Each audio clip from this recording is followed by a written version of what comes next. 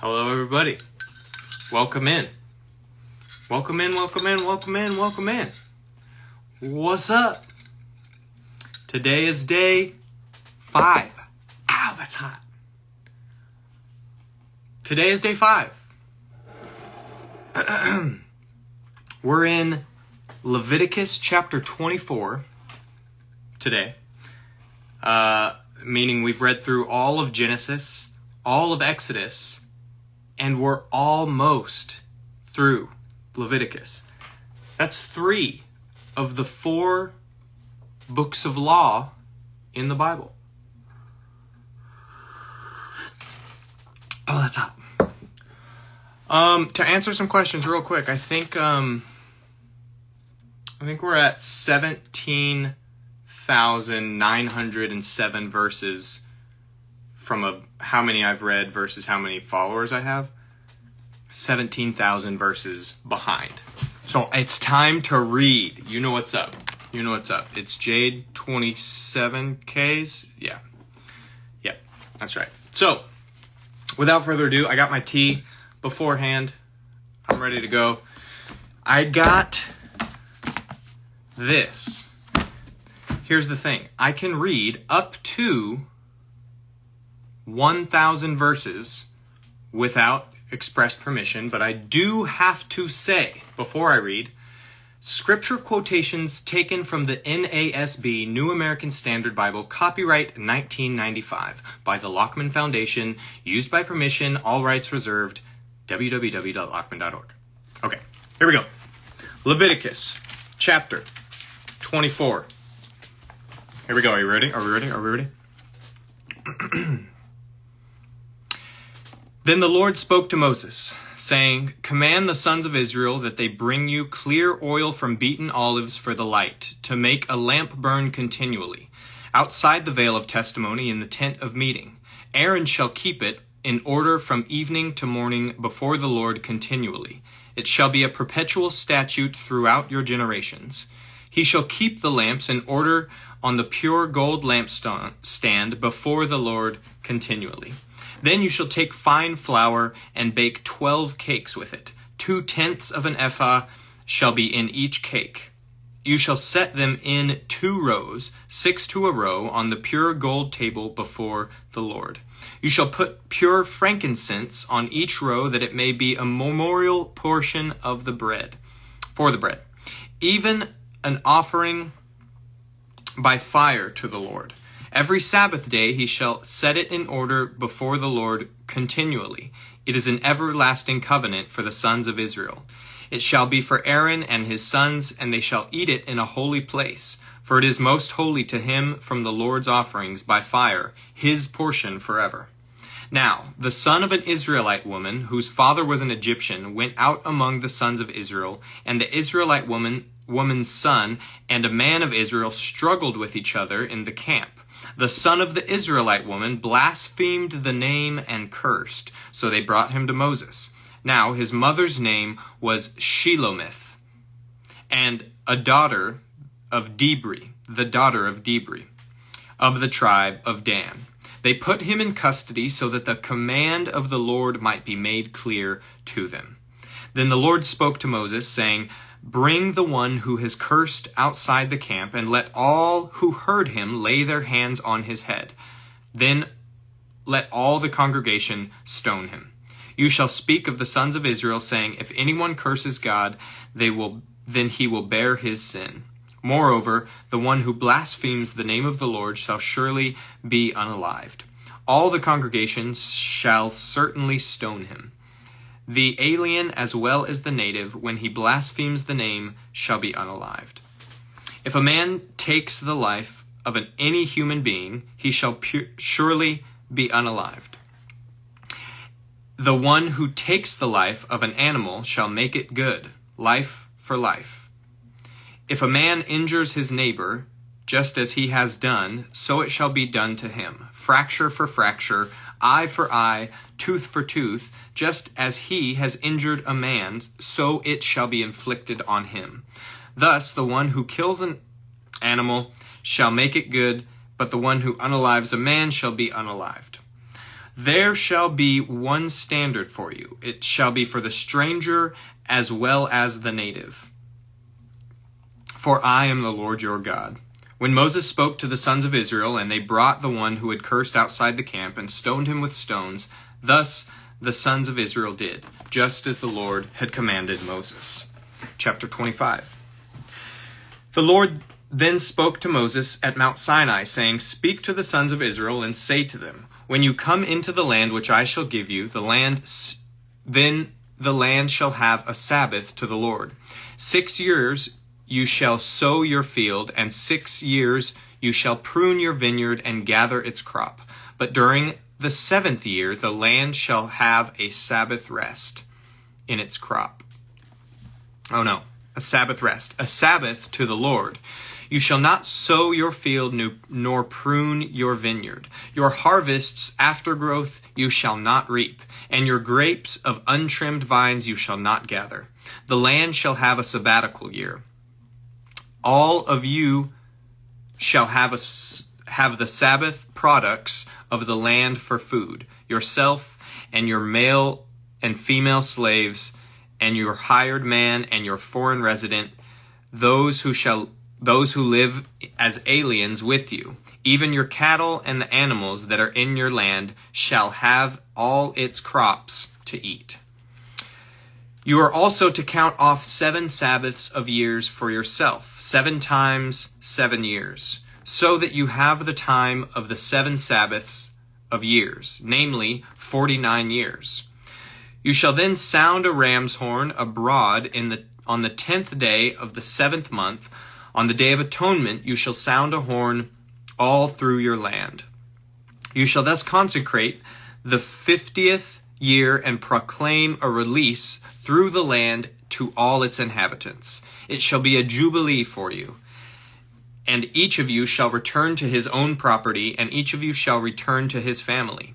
You shall have the 50th year as a jubilee. You shall not sow, nor reap its aftergrowth, nor gather in from its untrimmed vines.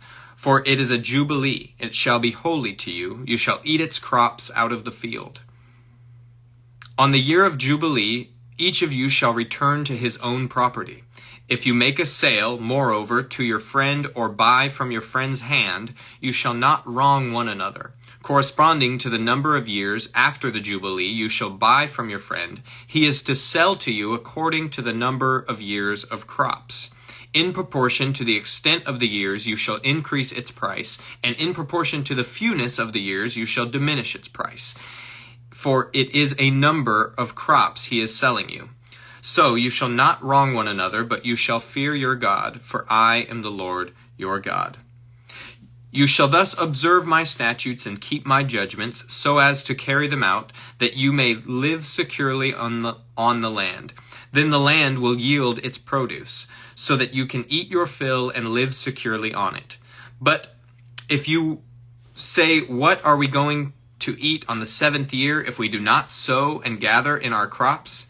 Then I will so order my blessing for you in the 6th year that it will bring forth the crop for 3 years. When you are sowing the 8th year, you can still eat old things from the crop, eating the old until the 9th year when the crop comes in. The land, moreover, shall not be sold permanently, for the land is mine, for you but are aliens and sojourners with me. Thus, for every piece of your property, you are to provide the redemption of the land. If a fellow countryman of yours becomes so poor that he has to sell part of his property, then his nearest kinsman is to come back and buy back what his relative has sold. Or in case a man has no kinsman, but so recovers his means as to find sufficient for its redemption, then he shall calculate the years since its sale and refund the balance to the man to whom he sold it, and so return to his property. But if he has not found sufficient means to get it back for himself, then what he has sold shall remain in the hands of its purchaser until the year of Jubilee. But at the Jubilee it shall revert, that he may return to his property. Likewise, if a man sells a dwelling house in a walled city, then his redemption rights right remains valid until a full year from its sale. His right of redemption lasts a full year. But if it is not brought back for him within the space of a full year, then the house that is in the walled city passes permanently to its purchaser throughout his generations. It does not revert in the Jubilee. The houses of the villages, however, which have no surrounding wall, shall be considered as open fields. They have redemption rights and revert in the Jubilee. As for cities of the Levites have a permanent right of redemption for the houses of the cities which are their possession. What therefore belongs to the Levites may be redeemed, and a house sale in the city of this possession reverts in the Jubilee. For the houses of the cities of the Levites are their possession among the sons of Israel. But pasture fields of their cities shall not be sold, for that is their perpetual possession. Now, in case of a countryman of yours becomes poor, and his means with regard to you falter, then you are to sustain him, like a stranger or a sojourner, that he may live with you. Do not take usurious interest from him, but revere your God, that your countrymen may live with you. You shall not give him your silver at interest, nor your food for gain. I am the Lord your God, who brought you out of the land of Egypt to give you the land of Canaan and to be your God. If a countryman of yours becomes so poor with regard to you that he sells himself to you, you shall not subject him to a slave's service. He shall be with you as a hired man, as if he were a sojourner. He shall serve with you until the year of Jubilee. He shall then go out from you, he and his sons with him, and he shall go back to his family, that he may return to the property of his forefathers. For they are my servants whom I brought out from the land of Egypt, and they are not to be sold in a slave sale. You shall not rule over him with severity, but you are to revere your God. As for your male and female slaves whom you may have, you may acquire male and female slaves from the pagan nations that are around you. Then, too, it is out of the sons of the sojourners who live as aliens among you that you may gain acquisition. And out of the families who are with you, whom they will have produced in your land, they also may become your possession. You may even bequeath them to your sons after you to receive as possession. You can use them as permanent slaves. But in respect to your countrymen, the sons of Israel, you shall not rule with severity over one another. Now, in the means of a stranger or a sojourner with you becomes sufficient. Now, if the means of a stranger or a sojourner with you becomes sufficient, and a countryman of yours becomes so poor with regard to him as to sell himself to a stranger who is sojourning with you, or to the descendants of a stranger's family, then he shall receive redemption right after he has been sold. One of his brothers may redeem him, or his uncle's son may redeem him. Or one of his blood relatives from his family may redeem him. Or if he prospers, he may redeem himself. He then, with his purchaser, shall calculate from the year when he was sold himself to him up to the year of Jubilee, and the price of his sale shall correspond to the number of years. It is like the days of a hired man that he shall be with him. If there is still many years, he shall refund part of his purchase price in proportion to them for his own redemption. And if few years remain into the year of Jubilee, he shall so calculate with him, in proportion to his years. He is to refund the amount for his redemption. Like a man hired year by year, he shall be with him. He shall not rule over him with severity in your sight. Even if he is not redeemed by these means, he shall go out in the year of Jubilee, he and his sons with him. For the sons of Israel are my servants. They are my servants whom I brought out of the land of Egypt. I am the Lord your God. Chapter 26. Leviticus chapter 26. You shall not make for yourselves idols, Nor shall you set up for yourselves an image or sacred pillar, nor shall you place a figured stone on your land and bow down to it. For I am the Lord your God. You shall keep my Sabbaths and reverence my sanctuary. I am the Lord. If you walk in my statutes and keep my commandments so as to carry them out, then I shall give you the rains in their season, so that the land will yield its produce, and the trees of the field will bear their fruit. Indeed, your threshing will last for you until grape gathering, and grape gathering will last until sowing time. You will thus eat your food to the full, and live securely in your land. I shall also grant peace in the land, so that you may lie down with no one making you tremble. I shall also eliminate harmful beasts from the land, and no sword will pass through your land. But you will chase your enemies, and they will fall before you by the sword.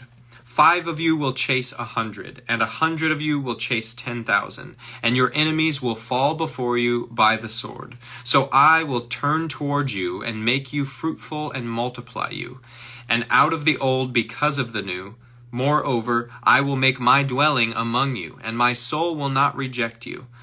I will also walk among you and be your God, and you shall be my people. I am the Lord your God, who brought you out of the land of Egypt, so that you would not be their slaves. And I broke the bars of your yoke and made you walk erect. But if you do not obey me and do not carry out all these commandments, if instead you reject my statutes, and if your soul abhors my ordinances so as to not carry out all my commandments, and so break my covenant, I, in turn, will do this to you. I will appoint over you a sudden terror, consumption, and fever that will waste away in the eyes and cause the soul to pine away. Also, you will sow your seed uselessly, for your enemies will eat it up. I will set my face against you so that you will be struck down from your enemies, and those who hate you will rule over you, and you will flee when no one is pursuing you. If also after these things you do not obey me, then I will punish you 7 times more for your sins. I will also break down your pride of power. I will make your sky like iron and your earth like bronze. Your strength will be spent uselessly, for your land will not yield its produce, and the trees of the land will not yield their fruit. If then you act with hostility against me and are unwilling to obey me, I will increase the plague on you 7 times according to your sins. I will let loose among you the beasts of the field, which will berave you of your children and destroy your cattle and reduce your number so that your roads lie deserted. And if by these things you are not turned to me, but act with hostility against me, then I will act with hostility against you. And I, even I, will strike you 7 times for your sins. I will also bring upon you a sword which will execute vengeance for the covenant. And when you gather together in your cities, I will send pestilence among you, so that you shall be delivered into the enemy's hands. When I break your staff of bread, 10 women will bake your bread in one oven, and then they will bring back your bread in rationed amounts, so that you will eat and not be satisfied.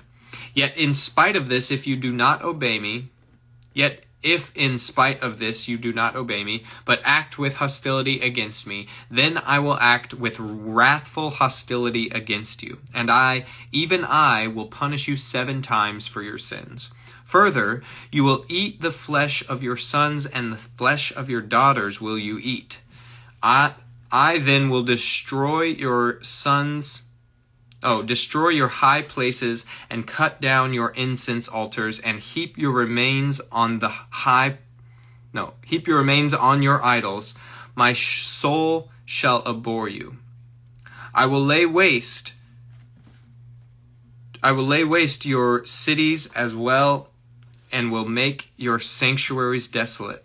And I will not smell your soothing aromas. I will make the land desolate, so that your enemies who settle in it will be appalled over it. You, however, I will scatter among the nations, and will draw out a sword after you. And as your land becomes desolate, and your cities become waste. Then the land will enjoy its Sabbaths and all the days of the desolation, while you are in your enemy's land. Then the land will rest and enjoy its Sabbaths. All the days of its desolation it will observe the rest which it did not observe on your Sabbaths, while you were living on it. As for those of you who may be left, I will also bring weakness into their hearts in the lands of the enemies, and the sound of a driven leaf will chase them. And even when no one is pursuing, they will flee as though from the sword, and they will fall. They will therefore stumble over each other as if running from the sword, although no one is pursuing. And you will have no strength to stand up before your enemies. But you will perish among the nations, and your enemies' land will consume you. So those of you who may be left will rot away because of their iniquity in the lands of your enemies, and also because of the iniquities of their forefathers, they will rot away with them. If they confess their iniquity and the iniquity of their forefathers in their unfaithfulness which they have committed against me, and also in their acting with hostility against me, I also was acting with hostility against them to bring them into the land of their enemies. Or if their uncircumcised heart becomes humbled so that they then make amends for their iniquity, then I will remember my covenant with Jacob, and I will remember also my covenant with Isaac, and my covenant with Abraham as well. And I will remember the land, for the land will be abandoned by them, and will make up for its Sabbaths, while it is made desolate without them. They, meanwhile, will be making amends for their iniquity, because they rejected my ordinances, and their soul abhorred my statutes. Yet in spite of this, when they are in the land of their enemies, I will not reject them, nor will I so abhor them as to destroy them, breaking my covenant with them. For I am the Lord their God. But I will remember for them the covenant with their ancestors, whom I brought out of the land of Egypt in the sight of these nations, that I might be their God. I am the Lord. These are the statutes and ordinances and laws which the Lord established between himself and the sons of Israel through Moses at Mount Sinai. Chapter 27. This is the last chapter of Leviticus, y'all. Here we go. Again, the Lord spoke to Moses, saying, Speak to the sons of Israel and say to them, When a man makes a difficult vow, he shall be valued according to your valuation of persons belonging to the Lord. If your valuation is of the male form 20 years to 26 years old, then your valuation shall be 50 shekels of silver, after the shekel of the sanctuary. Or if it is a female, then your valuation shall be 30 shekels. If it be from 5 years even to 20 years old, then your valuation for the male shall be 20 shekels, and for the female 10 shekels. But if they are from a month even up to 5 years old, then your valuation shall be 5 shekels of silver for the male, and for the female valuation shall be 3 shekels of silver. If they are from 60 years old and upward, if it is a male, then your valuation shall be 15 shekels, and for the female, 10 shekels. But if he is poorer than your valuation, then he shall be placed before the priest, and the priest shall value him. According to the means of the one who vowed, the priest shall value him.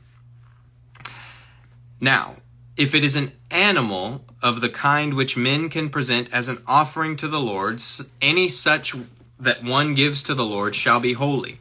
He shall not replace it or exchange it, a good for a bad, or a bad for a good. If he does exchange animal for animal, then both it and its substitute shall become holy. If, however, it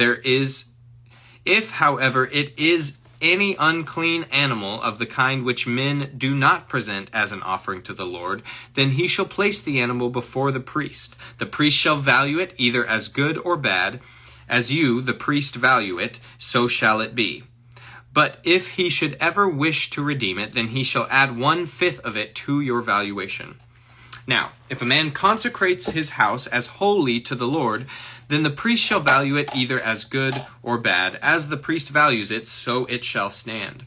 Yet if the one who consecrates it should wish to redeem his house, then he shall add 1/5 of your valuation price to it, so that it may be his. Again, if a man consecrates to the Lord part of the fields of his own property, then your valuation shall be proportionate to the seed needed for it. A homer of barley seed at 50 shekels of silver.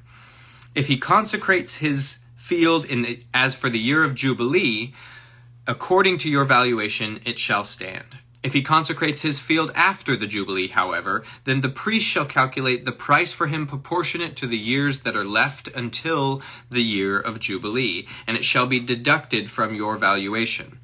If the one who consecrates it should ever wish to redeem the field, then he shall add 1/5 of your valuation price to it, so that it may pass to him.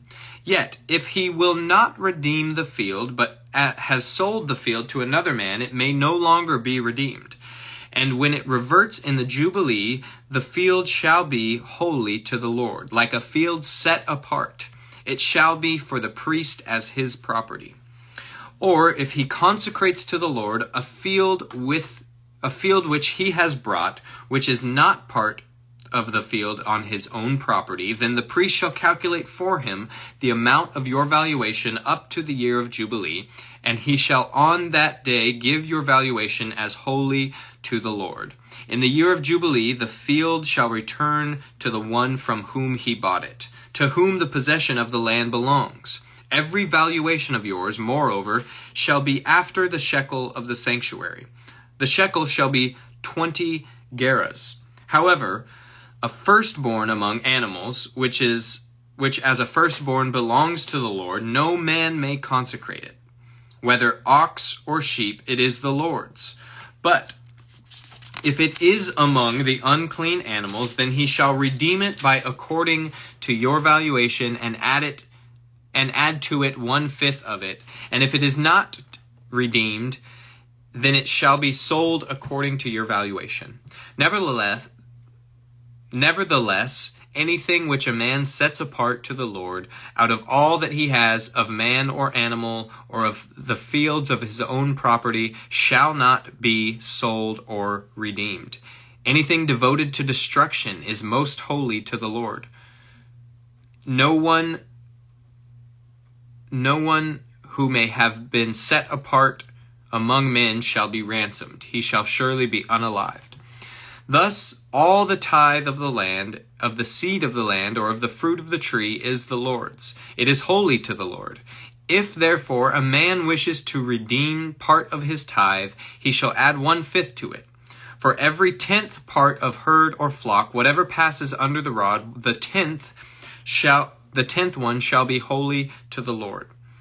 He is not to be consecrated whether it is good or bad, nor shall he exchange it. Or if he does exchange it, then both it and its substitute shall become holy. It shall not be redeemed. These are the commandments which the Lord commanded for Moses for the sons of Israel at Mount Sinai. That is all of Leviticus. All right, here we go. You ready? Locking in, jumping into November. Numbers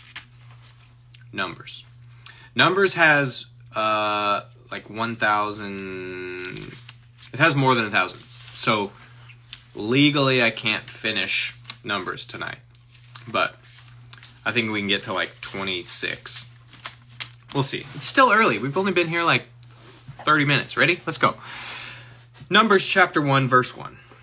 Then the Lord spoke to Moses in the wilderness of Sinai in the tent of the meeting, on the 1st of the 2nd month, in the 2nd year after they had come out of the land of Egypt, saying, Take a census for all the congregation of the sons of Israel, by their families, by their fathers' households, according to the number of names, every male, head by head, from 20 years old and upward. And whoever is able to go out to war in Israel, you and Aaron shall number them by their armies.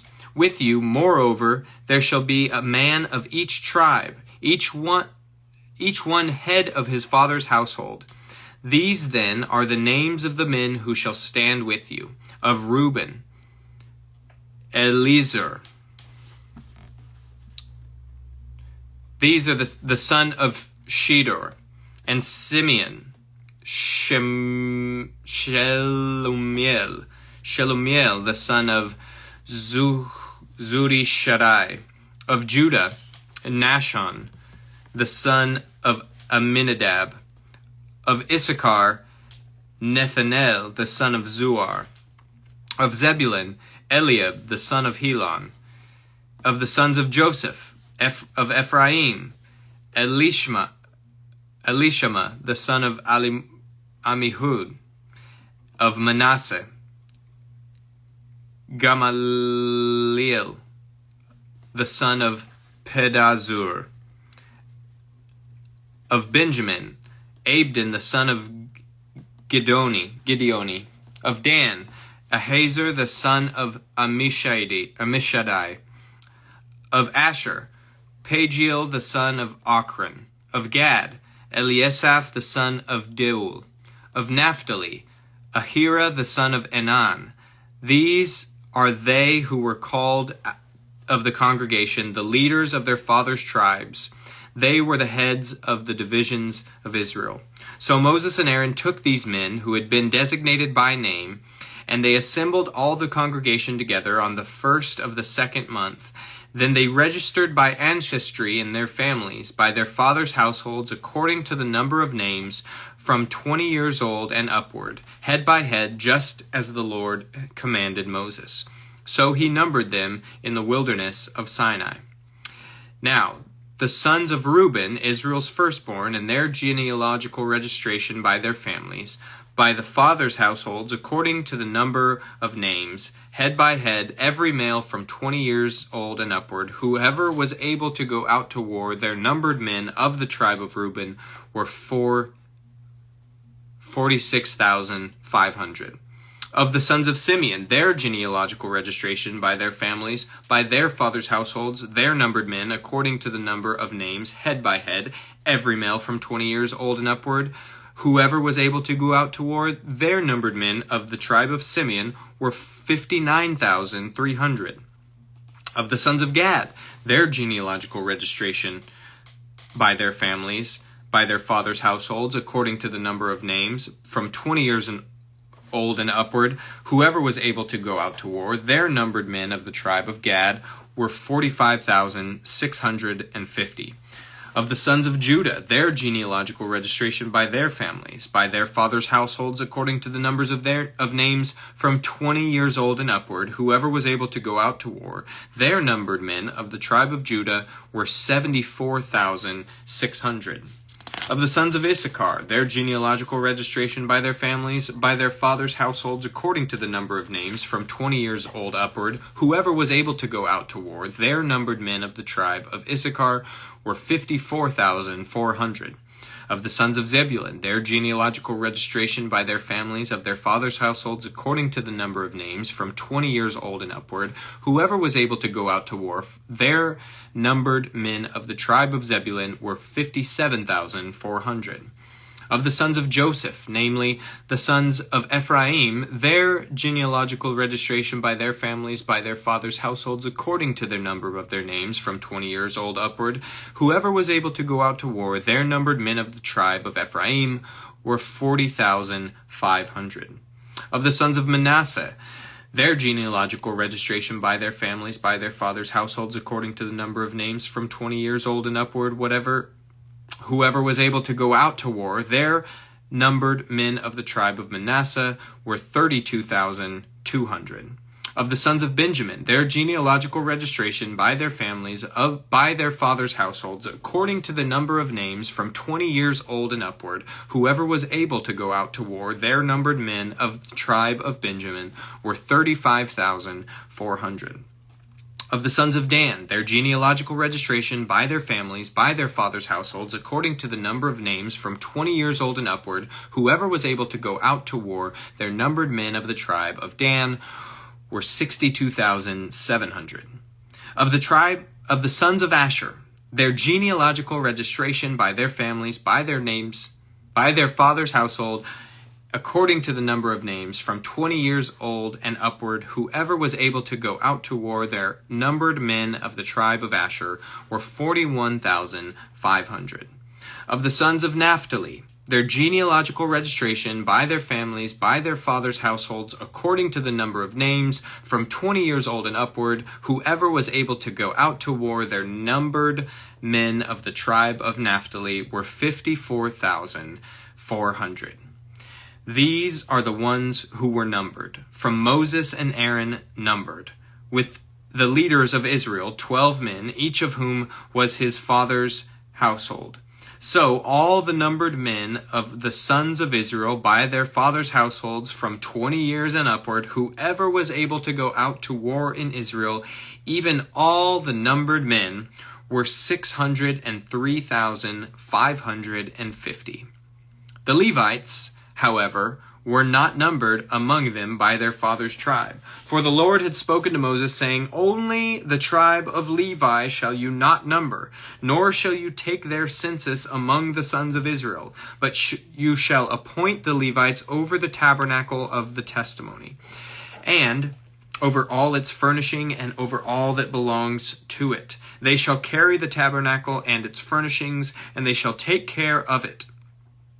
They shall also camp around the tabernacle. So when the tabernacle is to set out, the Levites shall take it down. And when the tabernacle encamps, the Levites shall set it up. But the layman who comes near shall be unalived.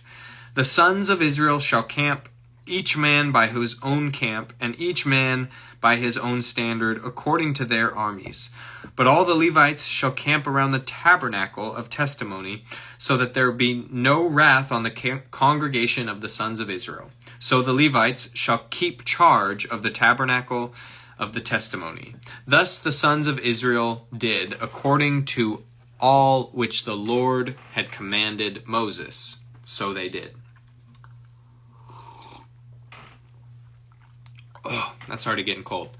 I'm going to take a quick 10 seconds.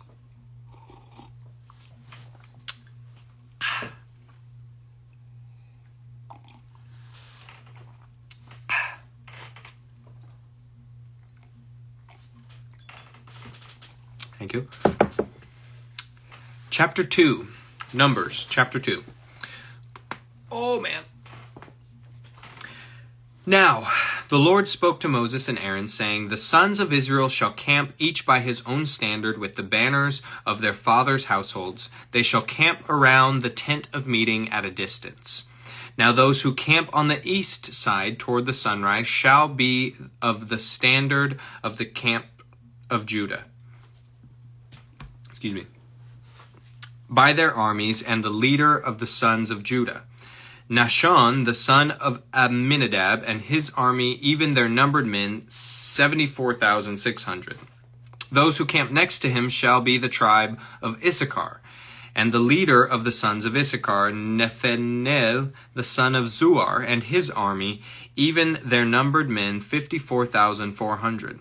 Then comes the tribe of Zebulun, and the leader of the sons of Zebulun, Eliab, the son of Helon, and his army, even his numbered men, 57,400. The total of number men of the camp of Judah, 186,400 by their armies. They shall set out first. On the south side shall be the standard of the camp of Reuben by their armies, and the leader of the sons of Reuben, Elizur, and the son of Shedur, and his army, even their numbered men, 46,500. Those who camp next to him, those who camp next to him shall be the tribe of Simeon, and the leader of the sons of Simeon, Shelumiel, the son of Zurishaddai, and his army, and even their numbered men, 59,300. Then comes the tribe of Gad, and the leader of the sons of Gad, Eliasaph, the son of Deuel, and his army, even their numbered men, 45,650. The total of numbered men of the camp of Reuben, 151,450 by their armies, and they shall set out second. Then the tent of meeting shall set out with the camp of the Levites in the midst of the camps, just as they camp, so shall they set out, every man in his place by their standards. On the west side shall be the standard of the camp of Ephraim by their armies, and the leader of the sons of Ephraim shall be Elishama, the son of Ammihud, and his army, even their numbered men, 40,500. Next to him shall be the tribe of Manasseh, and the leader of the sons of Manasseh, Gamaliel, the son of Pedazur, and his army, even their numbered men, 32,200.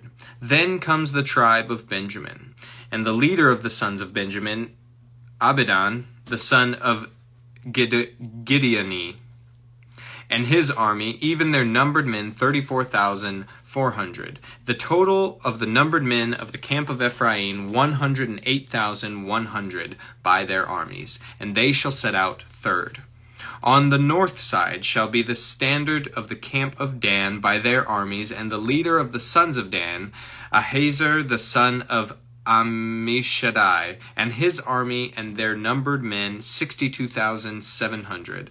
Those who camp next to him shall be the tribe of Asher, the leader of the sons of Asher, Pagiel the son of Ochran, and his army, even their numbered men, 41,500. Then comes the tribe of Naphtali, and the leader of the sons of Naphtali, Ahira the son of Enan, and his army, even their numbered men, 53,400. The total of the numbered men in the camp of Dan was 157,600, and they shall set out last by their standards. These are the numbered men of the sons of Israel by their fathers' households. The total of the numbered men of the camps and their armies, 603,550. The Levites, however, were not numbered among the sons of Israel, just as the Lord had commanded Moses. Thus the sons of Israel did, according to all the Lord had commanded Moses. So they camped by their standards, and so they set out, everyone by his family, according to his father's household. Chapter 3.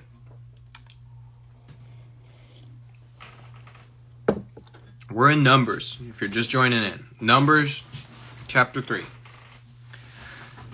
Now these are the records of the generations of Aaron and Moses at the time when the Lord spoke to Moses on Mount Sinai.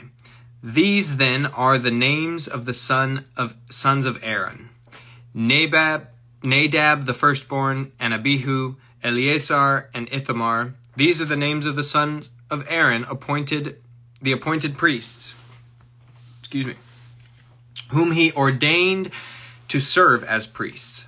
But Nadab and Abihu passed away before the Lord when they offered strange fire before the Lord in the wilderness of Sinai, and they had no children. So Eleazar and Ithamar served as priests in the lifetime of their father Aaron.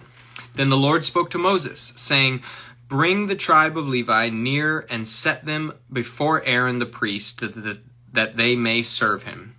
They shall perform the duties for him and for the whole congregation before the tent of meeting, to do the service of the tabernacle.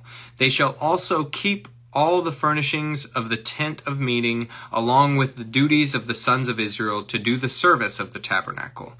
You shall thus give the Levites to Aaron and his sons. They are wholly given to him from among the sons of Israel.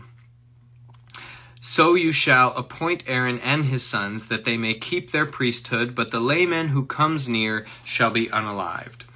Again the Lord spoke to Moses, saying, "Now behold, I have taken the Levites from among the sons of Israel instead of every firstborn, the first issue of the womb among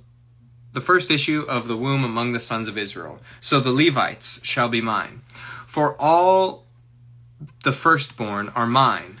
On the day I struck down all the firstborn in the land of Egypt, I sanctified to myself all the firstborn of Israel, from man to beast. They shall be mine. I am the Lord. Then the Lord spoke to Moses in the wilderness of Sinai, saying, Number the sons of Levi by their fathers' households, by their families, every male from a month old and upward you shall number. So Moses numbered them according to the word of the Lord, just as he had been commanded. Then these are the sons of Levi by their names: Gershon, and Kohath, and Merari. These are the names of the sons of Gershon by their families: Libni and Shimei, and the sons of Kohath and their families: Amram and Issar, Hebron and Uzziel. And the sons of Merari by their families: Mali and Mushi.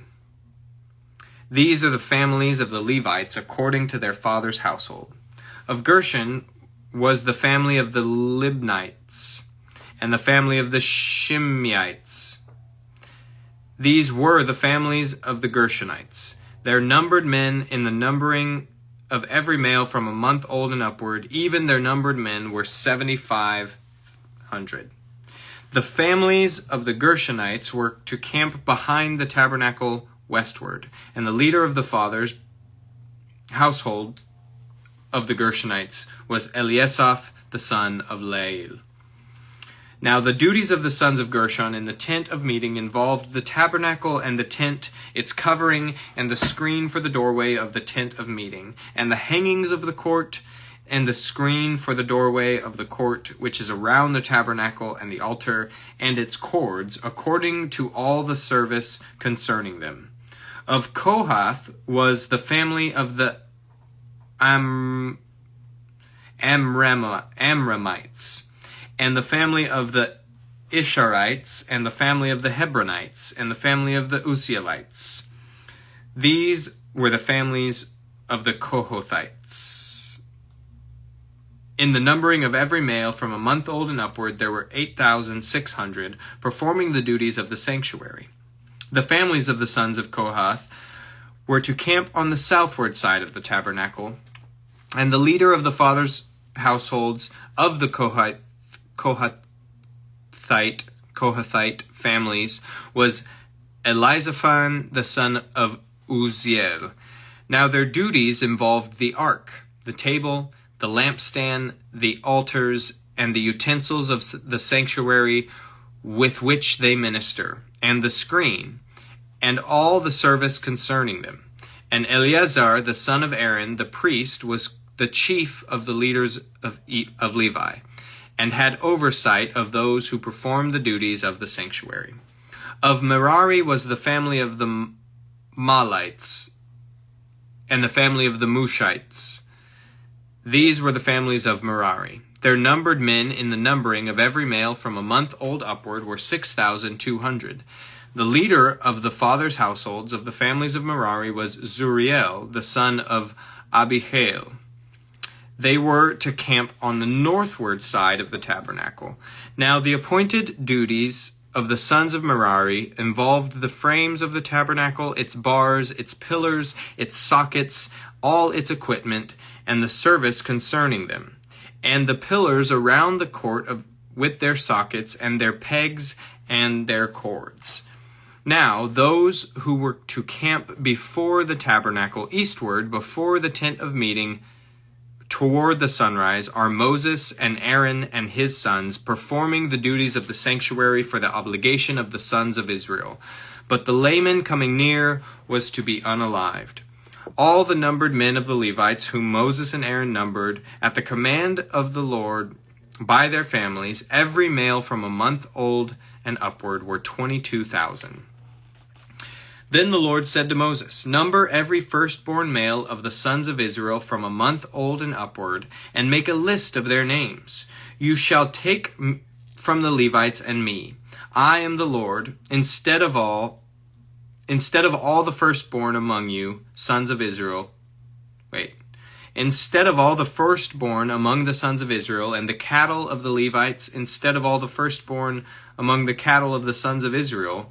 So Moses numbered all the firstborn among the sons of Israel, just as the Lord had commanded him, and all the firstborn males by the number of the names from a month old and upward, for their numbered men were 23,273. Then the Lord spoke to Moses, saying, Take the Levites instead of all the firstborn among the sons of Israel and the cattle of the Levites, and the Levites shall be mine. I am the Lord. For the ransom of the 273 of the firstborn of sons of Israel who are in excess beyond the Levites, you shall take 5 shekels apiece per head. You shall take them in terms of the shekel of the sanctuary. The shekel is 20 gerahs, and give the money to the ransom of those who are in excess among them, to Aaron and his sons. So Moses took the ransom money from those who were in excess, beyond those ransomed by the Levites. From the firstborn of the sons of Israel he took the money in terms of the shekel of sanctuary, 1,365. Then Moses gave the ransom money to Aaron and his sons at the command of the Lord, just as the Lord had commanded Moses. It's almost 10 o'clock here. I don't know if you're asking me or someone else in the chat. I'm reading most of the time. Speaking of reading, we're in Numbers chapter 4, jumping back into it. Here we go. Then the Lord spoke to Moses and to Aaron, saying, Take a census of the descendants of Kohath from among you, the sons of Levi, by their families, by their fathers' households, from 30 years and upward, even to 50 years old. All who enter the service to do the work in the tent of meeting. This is the work of the descendants of Kohath. The descendants of Kohath in the tent of meeting concerning the most holy things. When the camp sets out, Aaron and his sons shall go in, and they shall take down the veil of the screen and cover the ark of the testimony with it. And they shall lay a covering of porpoise skin on it, and shall spread over it a cloth of pure blue, and shall insert its poles. Over the table of the bread of presence shall they also spread a cloth of blue, and put it on the dishes and the pans of sacrificial bowls, and the jars for the drink offering. And the continual bread shall be on it. They shall spread over them a cloth of scarlet material, and cover the same with a covering of porpoise skin, and they shall insert its poles. Then they shall take a blue cloth and cover the lampstand for the light, along with its lamps and its snuffers, and its trays and all of its oil vessels, by which they serve it. And they shall put it and all its utensils in a covering of porpoise skin, and shall put it on the carrying bars. Over the gold altar shall they spread a blue cloth and cover it with a covering of porpoise skin, and shall insert its poles. And they shall take all the utensils of service with which they serve in the sanctuary, and put them in a blue cloth, and cover them with a covering of porpoise skin, and put them on the carrying bars. I might have reread that. Then they shall take away the ashes from the altar, and spread a purple cloth over it. They shall also put on it all its utensils by which they serve in connection with it, the fire pans, the forks and shovels, and the basins, and all the utensils of the altar. And they shall spread a cover of porpoise skin over it, and insert its poles. When Aaron and his sons have finished covering the holy objects and all the furnishings of the sanctuary, when the camp is to set out, after that the sons of Kohath shall come to carry them, so that they will not touch the holy objects and perish. These are the things in the tent of meeting which the sons of Kohath are to carry. The responsibility of Eleazar, the son of Aaron, the priest, is the oil for the light, and the fragrant incense, and the continual grain offering, and the anointing oil. The responsibility of all the tabernacle and all that is in it, with the sanctuary and its furnishings. Then the Lord spoke to Moses and Aaron, saying, Do not let the tribe of the families of the Kohathites be cut off from among the Levites, But do this to them, that they may live and not perish when they approach the most holy objects. Aaron and his sons shall go in and assign each of them to his work and to his load. But they shall not go in and see the holy objects for even a moment, or they will perish. Okay, I hate to do this. Don't go anywhere. I need to use the restroom. I will be right back. You can go to church. If you're going to church, go for it. I'll be right back.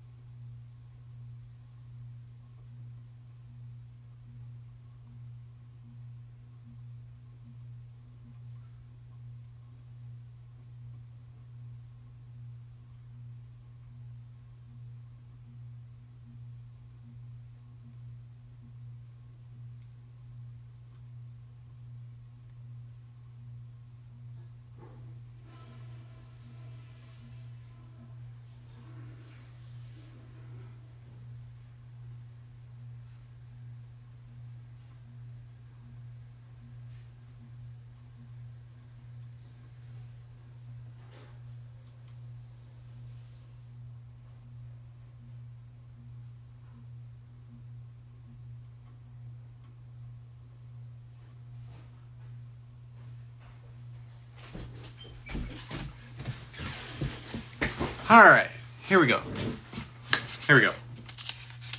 We were Numbers chapter 4, verse 21. Then the Lord spoke to Moses, saying, Take a census of the sons of Gershon also, by their families, by their fathers' households, by their families, from 30 years upward to 50 years old. You shall number them, all who enter to perform the service to do the work in the tent of meeting. This is the service of the families of the Gershonites, and serving and in carrying. They shall carry the curtains of the tabernacle, and the tent of meeting with its covering, and the coverings of porpoise skin that is on top of it, and the screen for the doorway and of the tent of meeting, and the hangings of the court, and the screen for the doorway of the gate of the court, which is around the tabernacle and the altar, and their cords, and all the equipment for their service, and all that is to be done, they shall perform. All the service of the sons of the Gershonites, all in their loads, and in all their work shall be performed at the command of Aaron and his sons, and you shall assign to them as duty for their loads. This is the service of the families of the sons of the Gershonites in the tent of meeting, and their duties shall be under the direction of Ithamar, the son of Aaron, the priest. As for the sons of Merari, you shall number them by their families, and by their fathers' households, from 30 years and upward even to 50 years old. You shall number them. Everyone who enters the service to do the work of the tent of meeting, this is the duty of their loads for all their service in the tent of the meeting, the boards of the tabernacle, and its bars, and its pillars, and its sockets, and the pillars around the court, and their sockets, and their pegs, and their cords, with all their equipment, and with all their service. And you shall assign each man by name the items he is to carry. This is the service of the families of the sons of Merari, according to all their service in the tent of meeting, under the direction of Ithamar, the son of Aaron, the priest. So Moses and Aaron and the leaders of the congregation numbered the sons of the Kohathites by their families and by their fathers' households, from 30 years and upward, even to 50 years old. Everyone who entered the service for work in the tent of meeting, their numbered men by their families were 2,750. These are the numbered men of the Kohathite families. Everyone who was... Did you see that?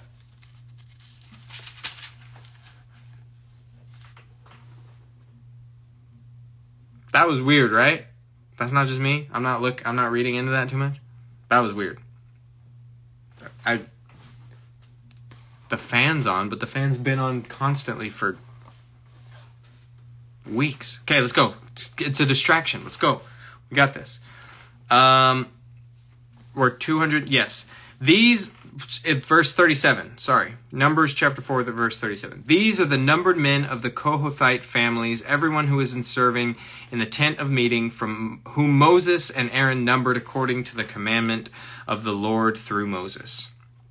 The numbered men of the sons of Gershon, by their families and their households, from 30 years and upward, even to 50 years old, everyone who entered the service for work in the tent of meeting, their numbered men, and by their families, by their fathers' households, were 2,630. These are the numbered men of the families of the sons of Gershon, everyone who was serving in the tent of meeting, whom Aaron and Moses numbered according to the commandment of the Lord. The numbered men of the families of the Lord of Merari, by their families, by their fathers' households, from 30 years and upward, even to 50 years old, everyone who entered the service of the work in the tent of meeting, their numbered men by their families were 3,200. These are the numbered men of the families of the sons of Merari, whom Moses and Aaron numbered according to the commandment of the Lord through Moses. All the numbered men of the Levites, whom Moses and Aaron and the leaders of Israel numbered by their families, by their households, by their fathers' households, from 30 years and upward, even to 50 years old, everyone who could enter to do the work of service and the work of carrying in the tent of meeting, their numbered men were 8,580. According to the commandment of the Lord through Moses, they were numbered, everyone by his serving or his carrying. Thus they were numbered. Thus these were his numbered men, just as the Lord had commanded Moses. Then, here we go, chapter 5. Chapter 5. Then the Lord spoke to Moses, saying, Command the sons of Israel that they send away from the camp every leper and everyone having a discharge and everyone who is unclean because of an unalived person. You shall send away both male and female. You shall send them outside the camp so that they will not defile their camp where I dwell in their midst. The sons of Israel did so and sent them outside the camp, just as the Lord had spoken to Moses. Thus the sons of Israel did.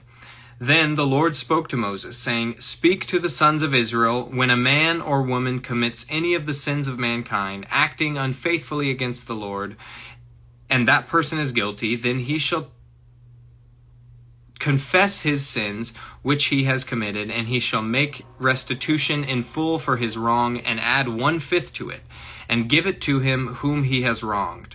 But if the man has no relative to whom restitution may be made for the wrong, the restitution which is made for the wrong must go to the Lord for the priest, besides the ram of atonement by which atonement is made for him. Also every contribution pertaining to all the holy gifts of the sons of Israel, which they offer to the priest, shall be his. So every man's holy gifts shall be his. Whatever any man gives to the priest, it becomes his. Then the Lord spoke to Moses and said, Speak to the sons of Israel and say to them, If any man's wife goes astray and is unfaithful to him, and a man has intercourse with her, I think I can say that, I don't even know, and it is hidden from the eyes of her husband, and she is undetected, although she has defiled herself, and there is no witness against her, and she has not been caught in the act. If a spirit of jealousy comes over him, and he is jealous of his wife when she has defiled herself, or if a spirit of jealousy comes over him, and he is jealous of his wife when she has not defiled herself, the man shall bring his wife to the priest, and shall bring as an offering for her 1/10 of an ephah of barley meal. He shall not pour oil on it, nor put frankincense on it, for it is a grain offering of jealousy, a grain offering of memorial, a reminder of iniquity. Then the priest shall bring her near, and shall have her stand before the Lord. And the priest shall take holy water in an earthenware vessel, and he shall take some of the dust that is on the floor of the tabernacle and put it into the water. The priest shall then have the woman stand before the Lord, and let the hair of the woman's head go loose.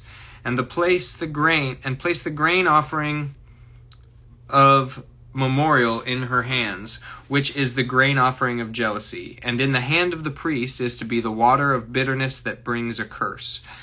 The priest shall have her take an oath and say to the woman, if no man has lain with you, and you have not gone astray into uncleanness, being under the authority of your husband, be immune to this water of bitterness that brings a curse.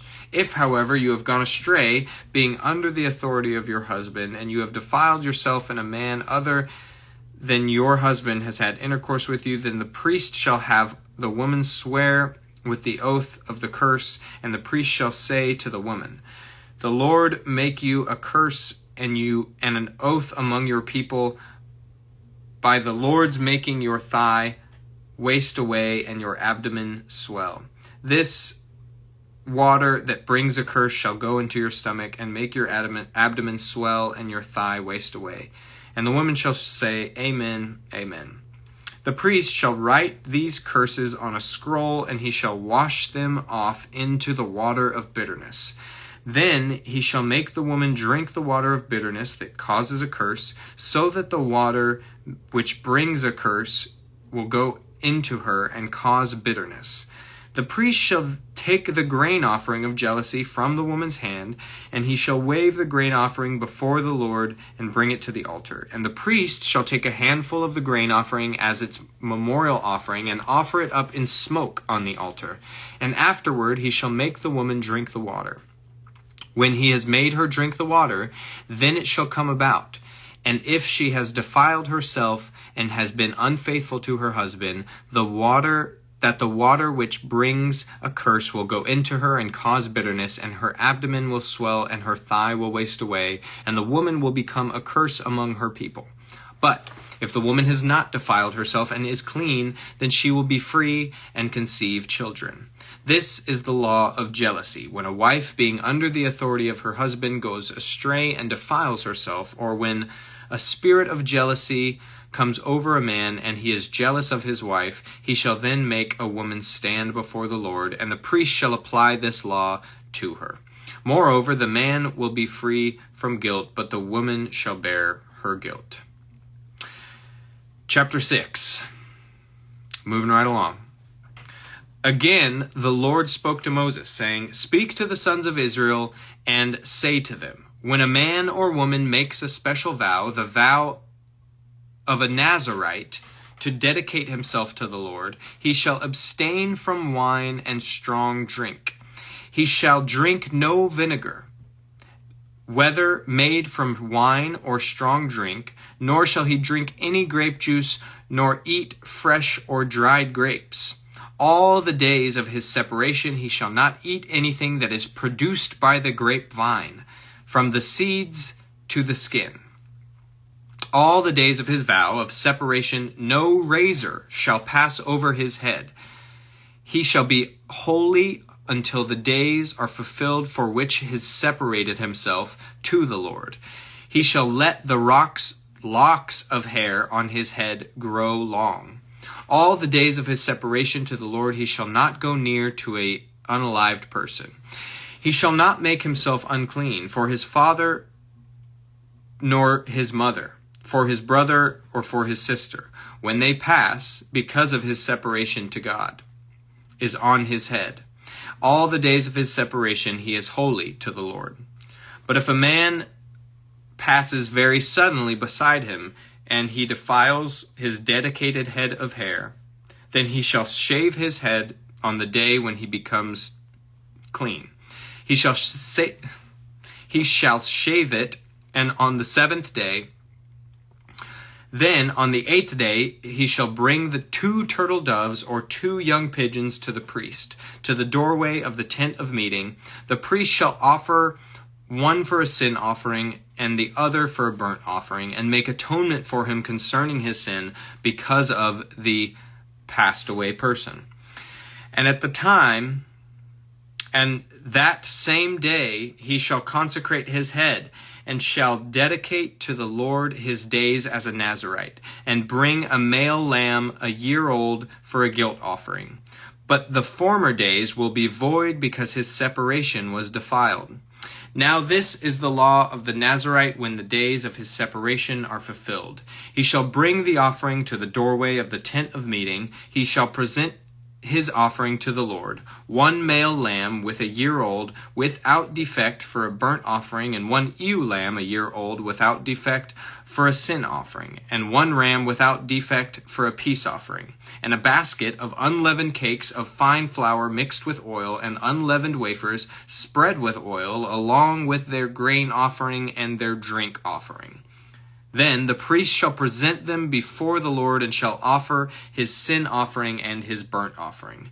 He shall also offer the ram for a sacrifice of peace offering to the Lord, together with the basket of unleavened bread. The priest shall likewise offer its grain offering and its drink offering.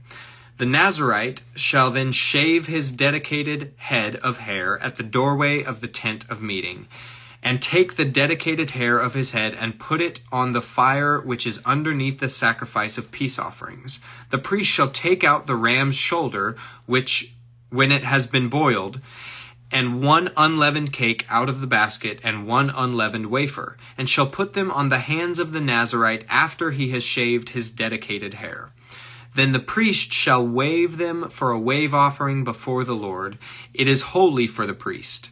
Together with the breast offered by waving and the thigh offered by lifting up, and afterward the Nazirite may drink wine. This is the law of the Nazirite who vows his offering to the Lord according to his separation, in addition to what else he can afford, according to his vows which he takes. So he shall do according to the law of separation. Then the Lord said to Moses, saying, Speak to Aaron and his sons, saying, Thus you shall bless the sons of Israel. You shall say to them, The Lord bless you and keep you. The Lord make his face shine on you and be gracious to you. The Lord lift up his countenance on you and give you peace. So they shall invoke my name on the sons of Israel, and then I will bless them. Chapter 7. Now, on the day that Moses had finished setting up the tabernacle, he anointed it and consecrated it with all its furnishings and the altar and its utensils. He anointed them and consecrated them also. Then the leaders of Israel, the heads of the fathers of household, made an offering. They were the leaders of the tribes. They were the ones who were over the numbered men. When they brought their offering before the Lord, 6 covered carts and 12 oxen, a cart for every 2 of the leaders, and an ox for each one. Then they presented them before the tabernacle, and the Lord spoke to Moses, saying, Accept these things from them, that they may be used in the service of the tent of meeting, and you shall give them to the Levites, to each man according to his service. So Moses took the carts and the oxen and gave them to the Levites. 2 carts and 4 oxen he gave to the sons of Gershon according to their service, and 4 carts and 8 oxen he gave to the sons of Merari according to their service, under the direction of Ithamar, the son of Merari, the son of Aaron, that's important, son of Aaron the priest. But he did not give any to the sons of Kohath, because theirs was the service of the holy objects, which they carried on the shoulder. The leaders offered the dedication offering for an altar when it was anointed. So the leaders offered their offering before the altar. Then the Lord said to Moses, Let them present their offering 1 liter each day for the dedication of the altar. Now the one who presented his offering on the first day was Nahshon, the son of Amminadab, the tribe of Judah. And his offering was 1 silver dish, whose weight was 130 shekels, 1 silver bowl of 70 shekels, according to the shekel of the sanctuary, both of them full of fine flour mixed with oil for a grain offering, 1 gold pan of 10 shekels, full of incense, 1 bull, 1 ram, 1 male lamb, 1 year old, for a burnt offering, 1 male goat for a sin offering, and for the sacrifice of peace offerings, 2 oxen, 5 rams, 5 male goats, 5 male lambs 1 year old. This was the offering of Nahshon, the son of Amminadab. That's cold. On the second day, Nethanel, the son of Zoar, leader of Issachar, presented an offering. He presented as his offering 1 silver dish whose weight was 130 shekels, 1 silver bowl of 70 shekels according to the shekel of the sanctuary, both of them full of fine flour mixed with oil for a grain offering. 1 gold pan of 10 shekels full of incense, 1 bull, 1 ram, 1 male lamb, 1 year old for a burnt offering, 1 male goat for a sin offering, and for the sacrifice of peace offerings, 2 oxen, 5 rams, 5 male goats, and 5 male lambs, 1 year old. This was the offering of Nethanel, the son of Zoar. On the third day it was Eliab, the son of Helon, the leader of the sons of Zebulun. His offering was 1 silver dish whose weight was 130 shekels, 1 silver bowl of 20 shekels according to the shekel of sanctuary, both of them full of fine flour mixed with oil for a grain offering. 1 gold pan of 10 shekels full of incense, 1 gold bull, 1 ram, 1 male lamb, 1 year old for a burnt offering, 1 male goat for a sin offering, and for the sacrifice of peace offerings, 2 oxen, 5 rams, 5 male goats, 5 male lambs, 1 year old. This was the offering of Eliab, the son of Helon. On the fourth day it was Eliezer, the son of Shedur, the leader of the sons of Reuben. His offering was 1 silver dish whose weight was 130 shekels, 1 silver bowl of 70 shekels, according to the shekel of sanctuary, both of them full of fine flour mixed with oil for a grain offering. 1 gold pan of 10 shekels, full of incense, 1 bull, 1 ram, 1 male lamb, 1 year old for a burnt offering, 1 male goat for a sin offering, and for the sacrifice and peace offerings, 2 oxen, 5 rams, 5 male goats, 5 male lambs, 1 year old. This was the offering of Eliezer in the son of Shedur. On the 5th day, it was Shelumiel, the son of Zurishaddai, leader of the children of Simeon. His offering was 1 silver dish whose weight was 130 shekels, 1 silver bowl of 70 shekels, according to the shekel of the sanctuary, both of them full of fine flour mixed with oil for a grain offering. 1 gold pan, 10 shekels, full of incense, 1 bull, 1 ram, 1 male lamb, 1 year old for a burnt offering, 1 male goat for a sin offering, and for a sacrifice of peace offerings, 2 oxen, 5 rams, 5 male goats, 5 male lambs, 1 year old. This was the offering of Shelumiel, the son of Zurishaddai.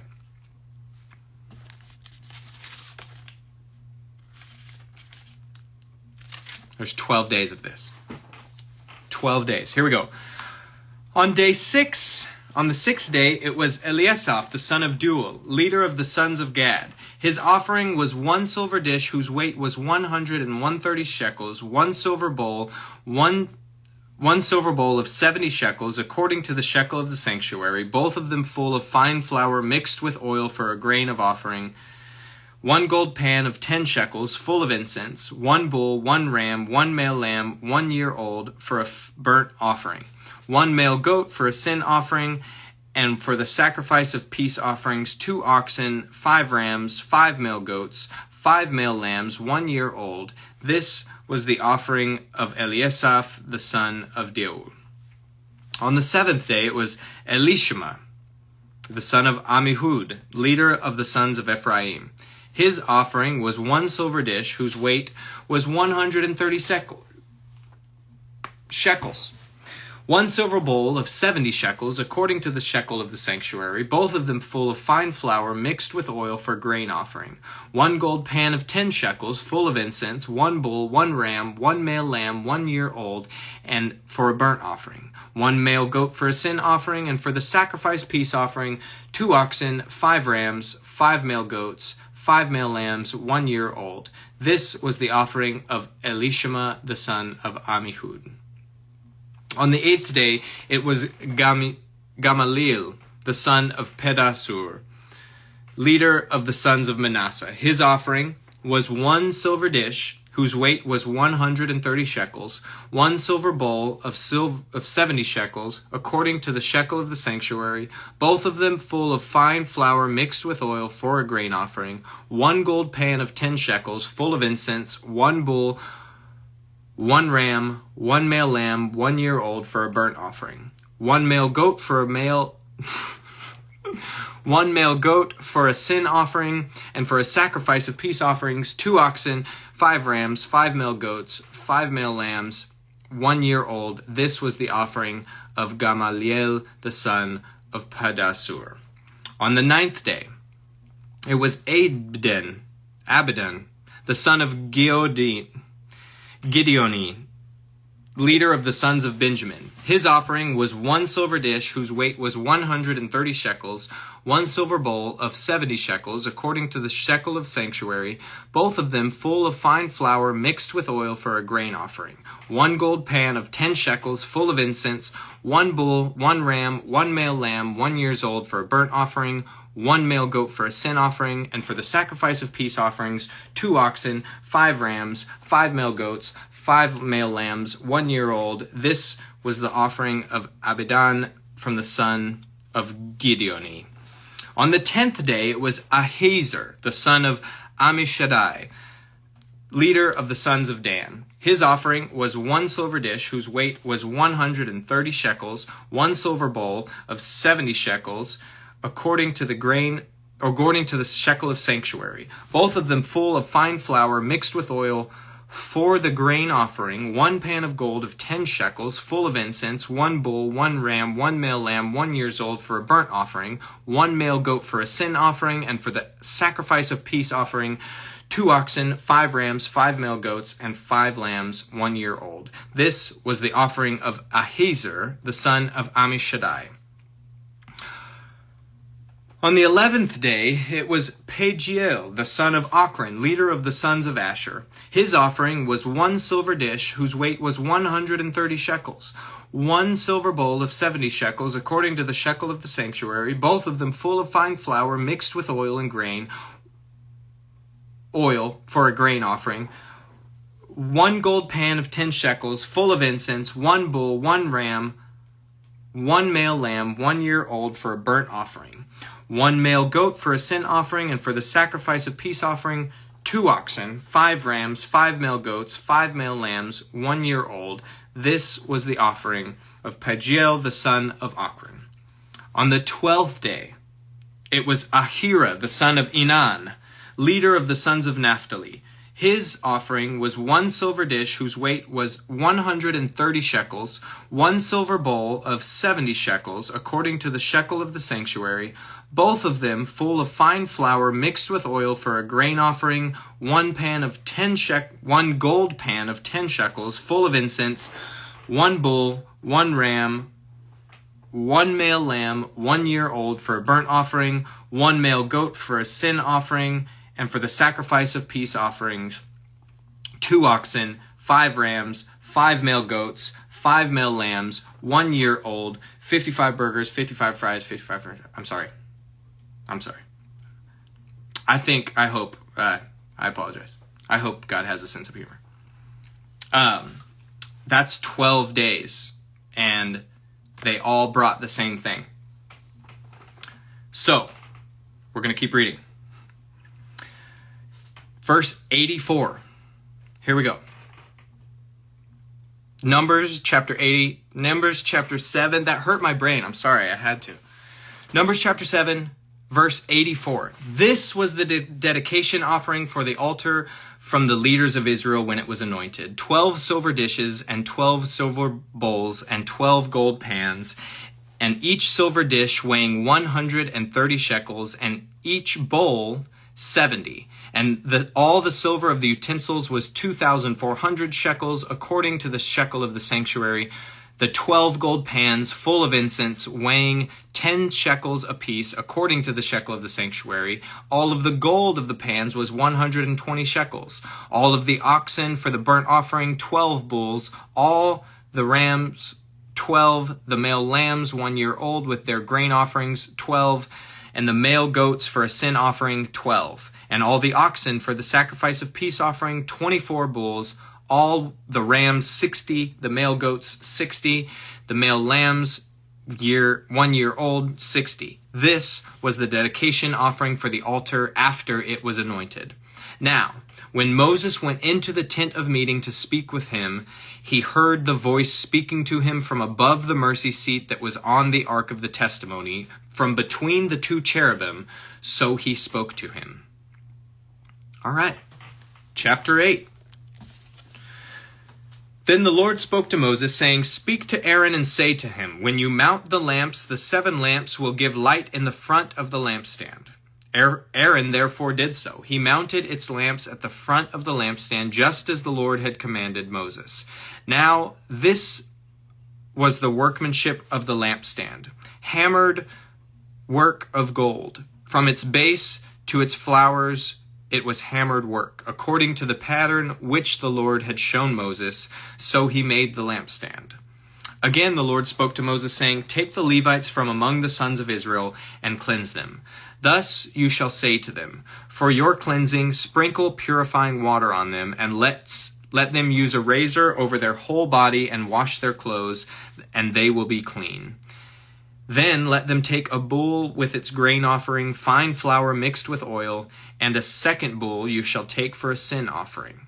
So you shall present the Levites before the tent of meeting. You shall also assemble the whole congregation of the sons of Israel and present the Levites before the Lord, and the sons of Israel shall lay their hands on the Levites. Aaron shall present the Levites before the Lord as a wave offering from the sons of Israel, that they may qualify to perform the service of the Lord.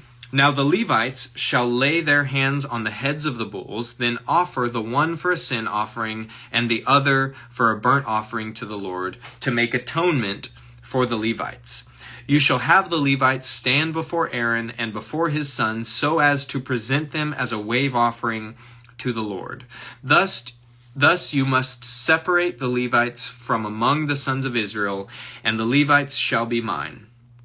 Then, after that, the Levites may go in and serve the tent of meeting. But you shall cleanse them and present them as a wave offering, for they are wholly given to me from among the sons of Israel.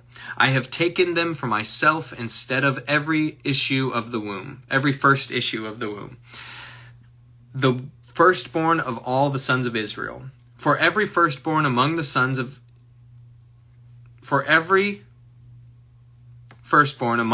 Israel is mine, among the men and among the animals. On the day that I struck down all the firstborn in the land of Egypt, I sanctified them for myself. But I have taken the Levites instead of every firstborn among the sons of Israel. I have given the Levites as a gift to Aaron and to his sons from among the sons of Israel, to perform the service of the sons of Israel at the tent of meeting, to make atonement on behalf of the sons of Israel, so that there will be no plague among the sons of Israel by their coming near to the sanctuary. Thus did Moses and Aaron and all the congregation of the sons of Israel to the Levites, according to all that the Lord had commanded Moses concerning the Levites. So the sons of Israel did to them. The Levites, too, purified themselves from sin and washed their clothes, and Aaron presented them as a wave offering before the Lord. Aaron also made atonement for them to cleanse them. Then after that the Levites went in to perform their service in the tent of meeting before Aaron and before his sons, just as the Lord had commanded Moses concerning the Levites. So they did to them. Now the Lord spoke to Moses, saying, This is what applies to the Levites. From 25 years old and upward they shall enter to perform the service in the work of the tent of meeting. But at the age of 50 years they shall retire from the service in the work and not work any more. They may, however, assist their brothers in the tent of meeting to keep an obligation, but they themselves shall do no work. Thus you shall deal with the Levites concerning their obligations. Chapter 9. Thus the Lord spoke to Moses in the wilderness of Sinai, in the first month on the 2nd year after they had come out of the land of Egypt, saying, Now let the sons of Israel observe the Passover, as it is at its appointed time, on the 14th day of this month, at twilight, you shall observe it at its appointed time. You shall observe it. You shall observe it according to all its statutes and according to all its ordinances. So Moses told the sons of Israel to observe the Passover. They observed the Passover in the first month on the 14th day of the month at twilight, in the wilderness of Sinai, according to all that the Lord had commanded Moses, so the sons of Israel did. But there were some men who were unclean because of an unalive person, so that they could not observe the Passover on that day. So they came before Moses and Aaron on that day. Those men said to him, "Though we are unclean because of the unalived person, why are we restrained from presenting the offering of the Lord as it is at its appointed time among the sons of Israel?" Moses therefore said to them, "Wait, and I will listen to what the Lord will command concerning you." Then the Lord spoke to Moses, saying, "Speak to the sons of Israel, saying, if any one of you or your generations becomes unclean because of an unalived person or is on a distant journey, he may, however, observe the Passover of the Lord in the second month, may observe the Passover of the Lord. In the second month, on the 14th day at twilight, they shall observe it. They shall eat it with unleavened bread and bitter herbs. They shall leave none of it until the morning, nor break a bone of it, according to all the statute of the Passover, that they shall observe it. But the man who is clean and not on a journey, yet neglects to observe the Passover, that person shall be cut off from his people. For he did not present the offering of the Lord at its appointed time. That man will bear his sin. If an alien sojourns among you and observes the Passover of the Lord, according to the statute of the Passover and according to its ordinance, so he shall do. You shall have one statute, both for the alien and for the native of the land. Now, on the day that the tabernacle was erected, the cloud covered the tabernacle, the tent of the testimony, and in the evening it was like the appearance of fire over the tabernacle until morning. So it was continuously. The cloud would cover it by day, and the appearance of fire by night. Whenever the cloud was lifted from over the tent, afterward the sons of Israel would then set out. And in the place where the cloud settled down, there were sons of Israel. Sons of Israel would camp. At the command of the Lord, the sons of Israel would set out, and at the command of the Lord, they would camp. As long as the cloud settled over the tabernacle, they remained camped. Even when the cloud lingered over the tabernacle for many days, the sons of Israel would keep the Lord's charge and not set out. If sometimes the cloud remained a few days over the tabernacle, according to the command of the Lord, they remained camped. Then, according to the command of the Lord, they set out. If sometimes the cloud remained from evening until morning, when the cloud was lifted in the morning, they would move out. Or if it remained in the daytime and at night, whenever the cloud was lifted, they would set out. Whether it was 2 days or a month or a year that the cloud lingered over the tabernacle, staying above it, the sons of Israel remained camped and did not set out. But when it was lifted, they did set out. And at the command of the Lord they camped, and the command of the Lord they set out. They kept the Lord's charge according to the command of the Lord through Moses. Chapter 10. If you're just joining in, Numbers chapter 10. And I'm not rhyming again until the end. The Lord spoke further to Moses, saying, "Make yourself 2 trumpets of silver, of hammered work you shall make them, and you shall use them for summoning the congregation and for having the camps set out. When both are blown, all the congregation shall gather themselves to you at the doorway of the tent of meeting. Yet if only one is blown, then the leaders, the heads of the divisions of Israel, shall assemble before you. But when you blow an alarm, the camps that are pitched to the east shall set out. When you blow an alarm the second time, the camps that are pitched on the south side shall set out. An alarm is to be blown for them to set out. When convening the assembly, however, you shall blow without sounding an alarm. The priestly sons of Aaron, moreover, shall blow the trumpets. And this shall be for you a perpetual statute throughout your generations. When you go to war in your land against the adversary who attacks you, then you shall sound an alarm with the trumpets, that you may be remembered before the Lord your God and be saved from your enemies. Also, in the day of your gladness and your appointed feasts, and on the first days of your months, you shall blow the trumpets over your burnt offerings and your sacrifices of your peace offerings, and they shall be as a reminder of you before God. I am the Lord your God. Now in the 2nd year of the 2nd month, on the 20th of the month, the cloud was lifted from over the tabernacle of testimony, and the sons of Israel set out on their journeys from the wilderness of Sinai.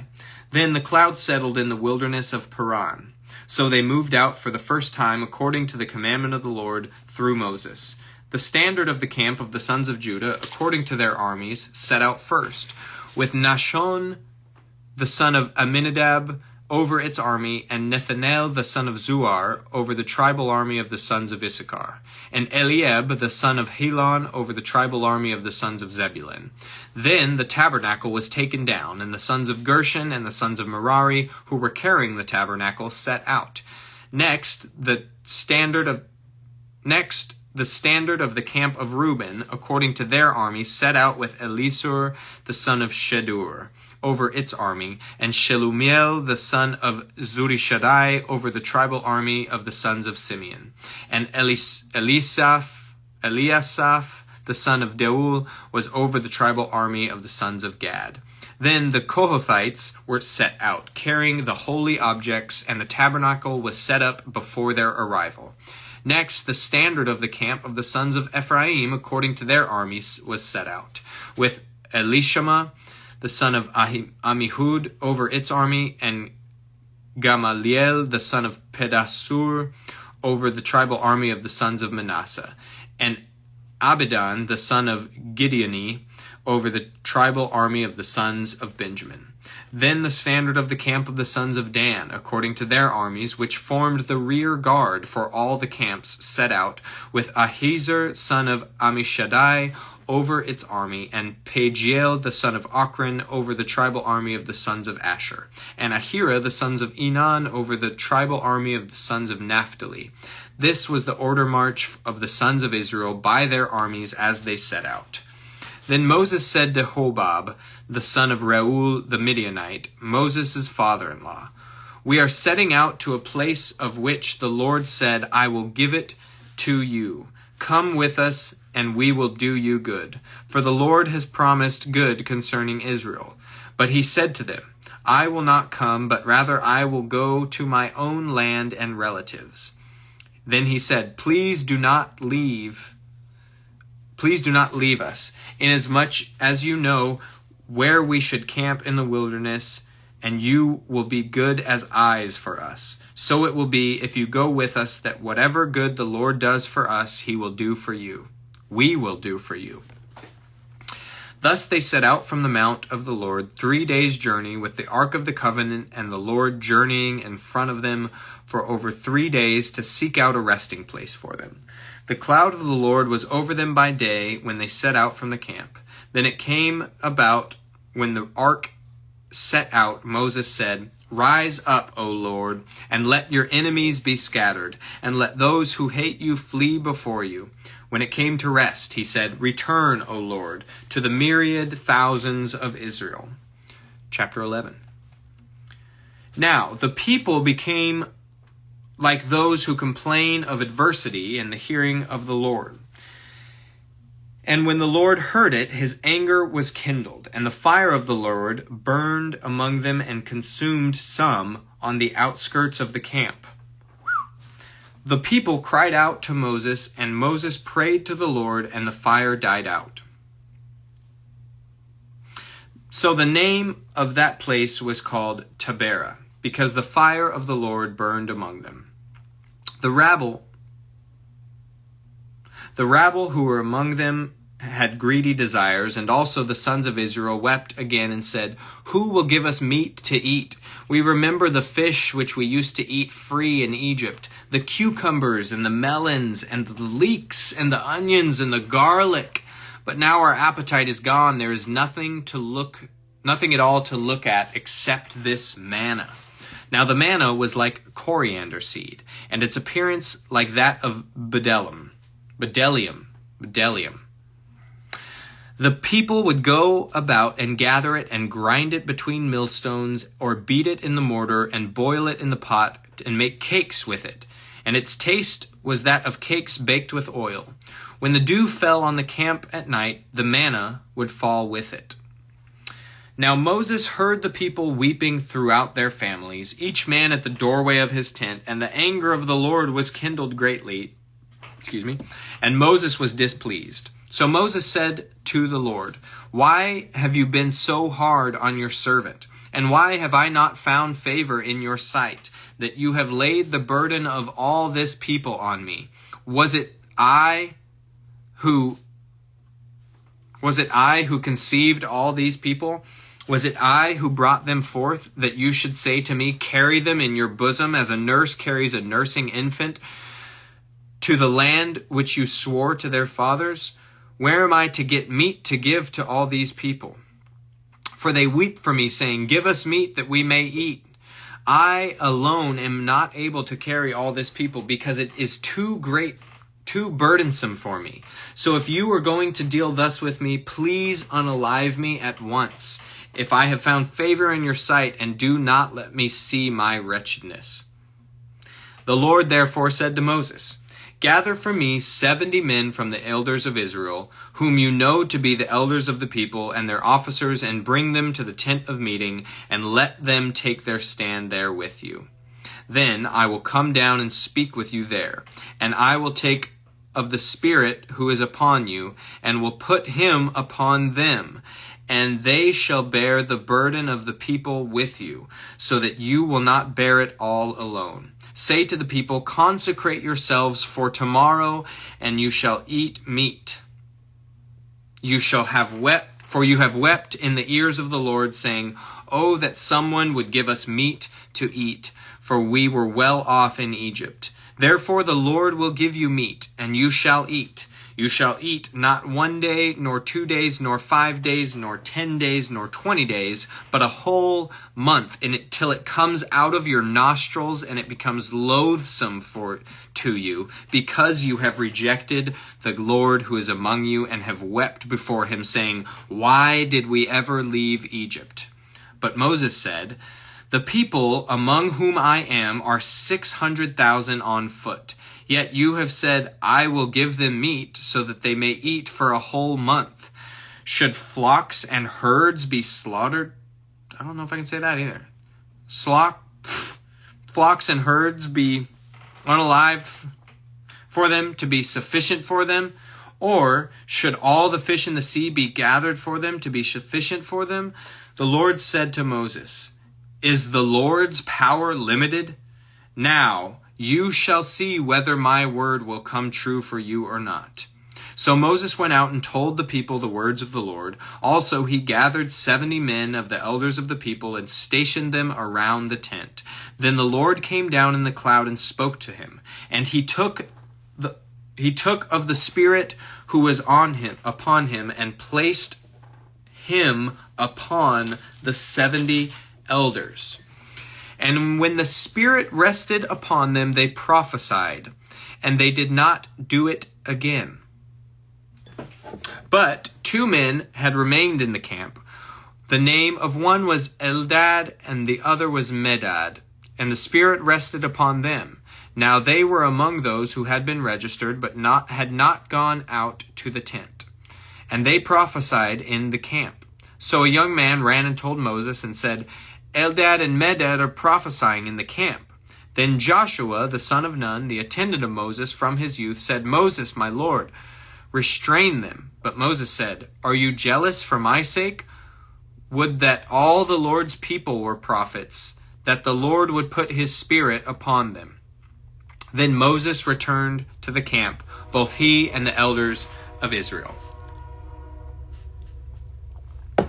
Now, there went forth a wind from the Lord, and it brought quail from the sea, and let them fall beside the camp, about a day's journey on this side, and a day's journey on the other side, all around the camp, and about 2 cubits deep on the surface of the ground. The people spent all day and all night the next day, and gathered the quail. He who gathered least gathered 10 homers. And they spread them out for themselves all around the camp. While the meat was still between their teeth, before it was chewed, the anger of the Lord was kindled against the people, and the Lord struck the people with a very severe plague. So the name of that place was called Kibroth Hatava, because they were buried the people who had been greedy. From Kibroth Hatava, the people set out for Hazeroth, and remained at Hazeroth. Chapter 12. Then Miriam and Aaron spoke against Moses because of the Cushite woman whom he had married, for he had married a Cushite woman. And they said, "Has the Lord indeed spoken only through Moses? Has he not spoken through us as well?" And the Lord heard it. Now the man Moses was very humble, more than any man who was on the face of the earth. Suddenly the Lord said to Moses and to Aaron and to Miriam, "You 3 come out of the tent of meeting." So the 3 came out. Then the Lord came down in a pillar of cloud and stood at the doorway of the tent. And he called Aaron and Miriam. And when they both came forward, he said, "Hear now my words. If there is a prophet among you, I, the Lord, shall make myself known to him in a vision. I shall speak with him in a dream. Not so with my servant Moses. He is faithful in all my household. With him I speak mouth to mouth, even openly, and not in dark sayings. And he beholds the form of the Lord. Why then were you not afraid to speak against my servant, against Moses?" So the anger of the Lord burned against them, and he departed. But when the cloud had withdrawn from over the tent, behold, Miriam was leprous, as white as snow. As Aaron turned toward Miriam, behold, she was leprous. Then Aaron said to Moses, "O my Lord, I beg you, do not account this sin to us, in which we have acted foolishly and in which we have sinned. Oh, do not let her be like one unalived, whose flesh is half eaten away when he comes from his mother's womb." And Moses cried out to the Lord, saying, "O God, heal her, I pray." But the Lord said to Moses, "If her father had but spit in her face, would she not bear her shame for 7 days? Let her be shut up for 7 days outside the camp, and afterwards she may be received again." So Miriam was shut up outside the camp for 7 days, and she did not move on until and the people did not move on until Miriam was received again. Afterward, however, the people moved out from Hazeroth and camped in the wilderness of Paran. Chapter 13. Spies. Sorry. That was my chapter title. Then the Lord spoke to Moses, saying, "Send out for yourself men so that they may spy out the land of Canaan, which I am going to give to the sons of Israel. You shall send a man from each of their fathers' tribes, every one a leader among them." So Moses sent them from the wilderness of Paran at the command of the Lord, all of them men who were heads of the sons of Israel. These were their names: from the tribe of Reuben, Shammua the son of Zachar; from the tribe of Simeon, Saphat the son of Hori; from the tribe of Judah, Caleb the son of Jephunneh; from the tribe of Issachar, Igal the son of Joseph; from the tribe of Ephraim, Hoshea the son of Nun; from the tribe of Benjamin, Palti the son of Raphu; from the tribe of Zebulun, Gadiel the son of Sodi; from the tribe of Joseph; from the tribe of Manasseh, Gadi the son of Suzi; from the tribe of Dan, Amiel the son of Gemali; From the tribe of Asher, Sether, the son of Michael. From the tribe of Naphtali, Nabhi, the son of Vophshi. From the tribe of Gad, Geuel, the son of Machi. These are the names of the men whom Moses sent to spy out the land. But Moses called Hoshea, the son of Nun, Joshua. Makes sense. When Moses sent them to spy out the land of Canaan, he said to them, "Go up there into the Negev, then go up into the hill country. See what the land is like, and whether the people who live in it are strong or weak, whether they are few or many. How is the land in which they live? Is it good or bad? And how are the cities in which they live? Are they open? Are they like open camps or with fortifications? How is the land? Is it fat or lean? Are there trees in it or not? Make an effort to get some of the fruit of the land." Now, the time was the time for the first ripe grapes. So they went up and spied out the land from the wilderness of Zin as far as Rehob at Lebo-Hamath. Then, when they had gone up into the Negev, they came to Hebron, where Ahiman, Shishani, and Talmai, the descendants of Anak, were. Now Hebron was built 7 years before Zoan in Egypt. Then they came to the valley of Eshcol, and from there cut down a branch with a single cluster of grapes, and carried it on a pole between the two men, with some of the pomegranates and the figs. That place was called the valley of Eshcol, because the cluster which the sons of Israel cut down from there. When they returned from spying the land at the end of 40 days, they proceeded to come to Moses and Aaron and to all the congregation, the sons of Israel, in the wilderness of Paran in Kadesh. And they brought back word to them and to all the congregation, and showed them the fruit of the land. Thus they told them and said, "We went into the land where you sent us, and certainly does flow with milk and honey, and this is its fruit. Nevertheless, the people who live in the land are strong. The cities are fortified and very large. And moreover, we saw the descendants of Anak there. Amalek is living in the land, and the Negev and the Hittites and the Jebusites and the Amorites are living in the hill country, and the Canaanites are living by the sea, by the side of the Jordan." Then Caleb quieted the people before Moses and said, "We should by all means go up and take possession of it, for we shall surely overcome it." But the men who had gone up with him had said, "We are not able to go up against the people, for they are too strong for us." So they gave out to the sons of Israel a bad report of the land which they had spied out, saying, "The land through which we have gone in spying out is a land that devours its inhabitants, and all the people whom we saw in it are men of great size. There we also saw the Nephilim.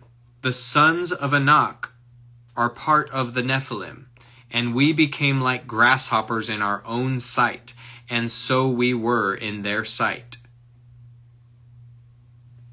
All right, chapter 14. Then all the congregation lifted up their voices and cried, and the people wept that night. All the sons of Israel grumbled against Moses and Aaron, and all the whole congregation said to them, "Would that we had passed away in the land of Egypt, or would we, why can't I read? Would that we had passed away in the land of Egypt, or would that we had passed in this wilderness. Why is the Lord bringing us into this land, to fall by the sword? Our wives and our little ones will become plunder. Would it be not better for us to return to Egypt?"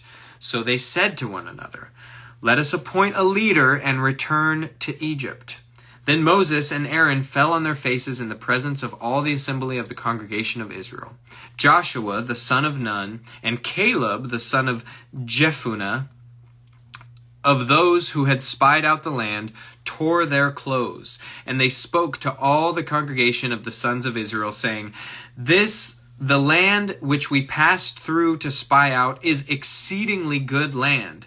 If the Lord is pleased with us, then he will bring us into the land and give it to us, a land which flows with milk and honey. Only do not rebel against the Lord, and do not fear the people of the land, for they will be our prey. Their protection has been removed from them, and the Lord is with us. Do not fear them. But all the congregation said to stone them with stones. Then the glory of the Lord appeared in the tent of meeting to all the sons of Israel. And the Lord said to Moses, How long will this people spurn me? And how long will they not believe in me, despite all the signs which I have performed in their midst? I will smite them with pestilence and dispossess of them. I will make you into a nation greater and mightier than they. But Moses said to the Lord, Then the Egyptians will hear of it, for by your strength you brought up this people from their midst, and they will tell it to the inhabitants of this land. They have heard that you, O Lord, are in the midst of this people, for you, O Lord, are seen eye to eye, while your cloud stands over them, and you go before them in the pillar of cloud by day and a pillar of fire by night. Now if you slay these people as one man, then the nations who have heard of your fame will say,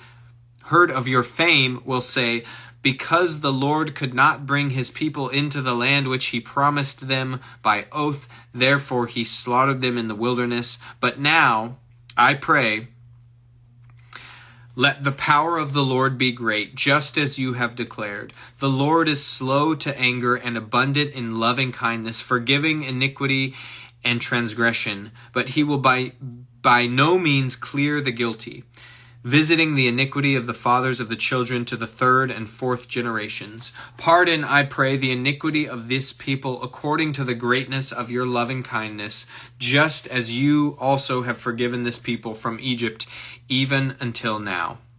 So the Lord said, I have pardoned them according to your word.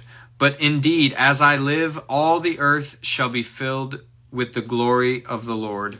Surely all the men who have seen my glory and my signs which I performed in Egypt and in the wilderness, yet have put me to the test these 10 times and have not listened to my voice, shall by no means see the land which I swore to their fathers, nor shall any of those who spurned me see it. But my servant Caleb, because he has had a different spirit and followed me fully, I will bring into the land which he entered, and his descendants shall take possession of it. Now the Amalekites and the Canaanites live in the valleys. Turn tomorrow and set out to the wilderness by the way of Red Sea. The Lord spoke to Moses and Aaron, saying, How long shall I bear with this evil congregation who are grumbling against me? I have heard the complaints of the sons of Israel, which they are making against me. Say to them, As I live, says the Lord, just as you have spoken in my hearing, so I will surely do to you. Your corpses will fall in this wilderness, even all your numbered men, according to your complete number from 20 years old and upward, who have grumbled against me. Surely you shall not come into the land which I swore to settle you, except Caleb the son of Jephunneh and Joshua the son of Nun. Your children, however, whom you said would become a prey, I will bring them in, and they will know the land which you have rejected. But as for you, your corpses will fall in this wilderness. Your sons shall be shepherds for 40 years in the wilderness, and they will suffer for your unfaithfulness, until your corpses lie in the wilderness, according to the number of days which you spied out the land, 40 days. For every day you shall bear your guilt a year, even 40 years. And you will know my opposition. I, the Lord, have spoken. Surely this I will do to all this evil congregation who are gathered together against me. And in the wilderness they shall be destroyed, and in there they will pass. As for the men whom Moses sent to spy out the land, and who returned and made the congregation grumble against him by bringing a bad report concerning the land, even those men who brought out the very bad report of the land passed away by plague before the Lord. But Joshua the son of Nun and Caleb the son of Jephunneh remained alive out of those men who went to spy in the land. When Moses spoke these words to all the sons of Israel, the people mourned greatly. In the morning, however, they rose up early and went up to the ridge of a hill country, saying, "Here we are, we have indeed sinned, but we will go up into the place which the Lord has promised." But Moses said, "Why then are you transgressing the commandment of the Lord when you will not succeed? Do not go up, or you will be struck down before your enemies, for the Lord is not among you. For the Amalekites and the Canaanites will be there in front of you, and you will fall by the sword, inasmuch you have turned back from following the Lord, and God will not be with you."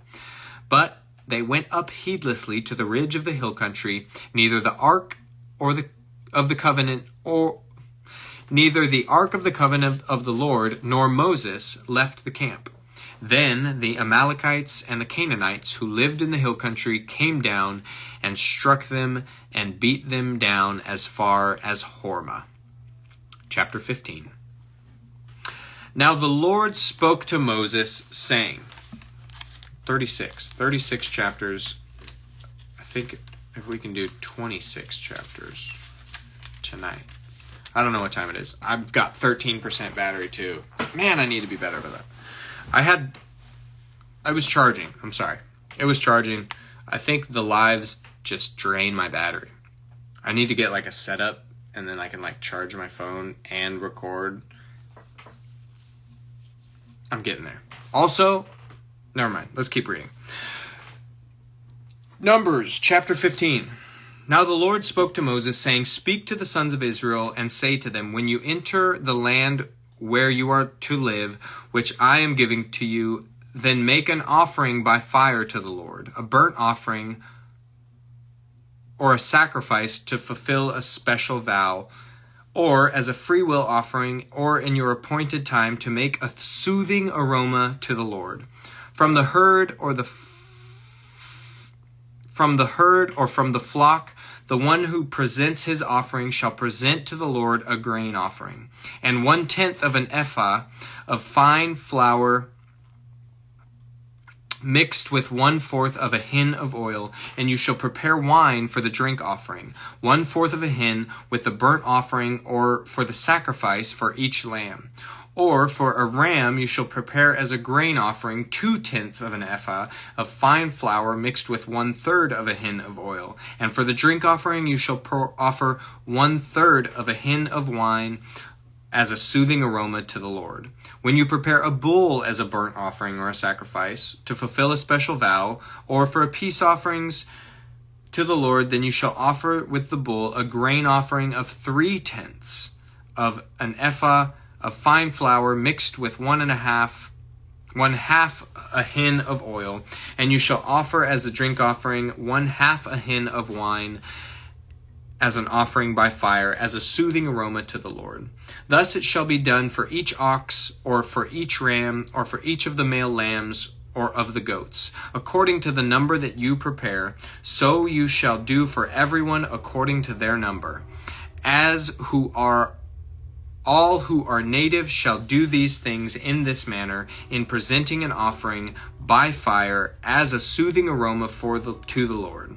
If an alien sojourns with you, or one who may be among you throughout your generations, and he wishes to make an offering by fire as a soothing aroma to the Lord, just as you do, so he shall do.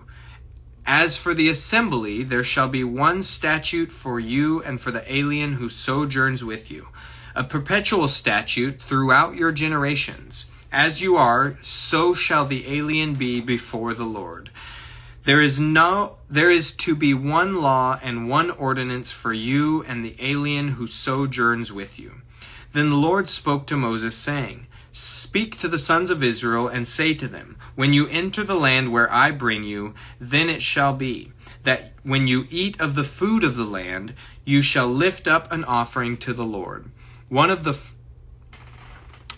first of your dough you shall lift up as a cake as an offering. Lift up a cake as an offering. As the offering of the threshing floor, so you shall lift it up. From the first of your dough you shall give it to the Lord as an offering throughout your generations.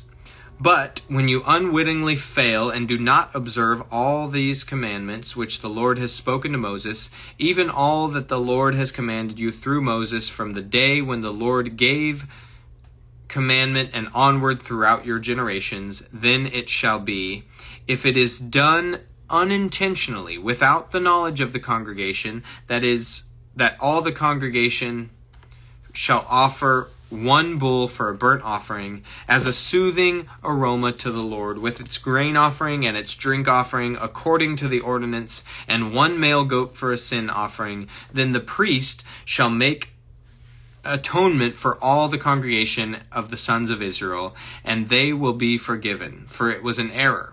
And if they have brought their offering, an offering by fire to the Lord, and their sin offering to the Lord for their error, so all the congregation of the sons of Israel will be forgiven, with the alien who sojourns among them, for it happened to all the people through error. Also, if one person sins unintentionally, then he shall offer a 1-year-old female goat for a sin offering. The priest shall make atonement for the Lord for the person who goes astray when he sins unintentionally, making atonement for him that he may be forgiven. You shall have one law for him who does anything unintentionally, for him who is native among the sons of Israel, and for the alien who sojourns among them. But the person who does anything defiantly, whether he is native or alien, the one that is blaspheming the Lord, that person shall be cut off from among his people, because he has despised the word of the Lord and broken his commandment. That person shall be completely cut off. His guilt will be on him. Now, while the sons of Israel were in the wilderness, they found a man gathering wood on the Sabbath day. Those who found him gathering the wood brought him to Moses and to Aaron and to all the congregation. And they put him in custody because he had not been declared what should be done to him.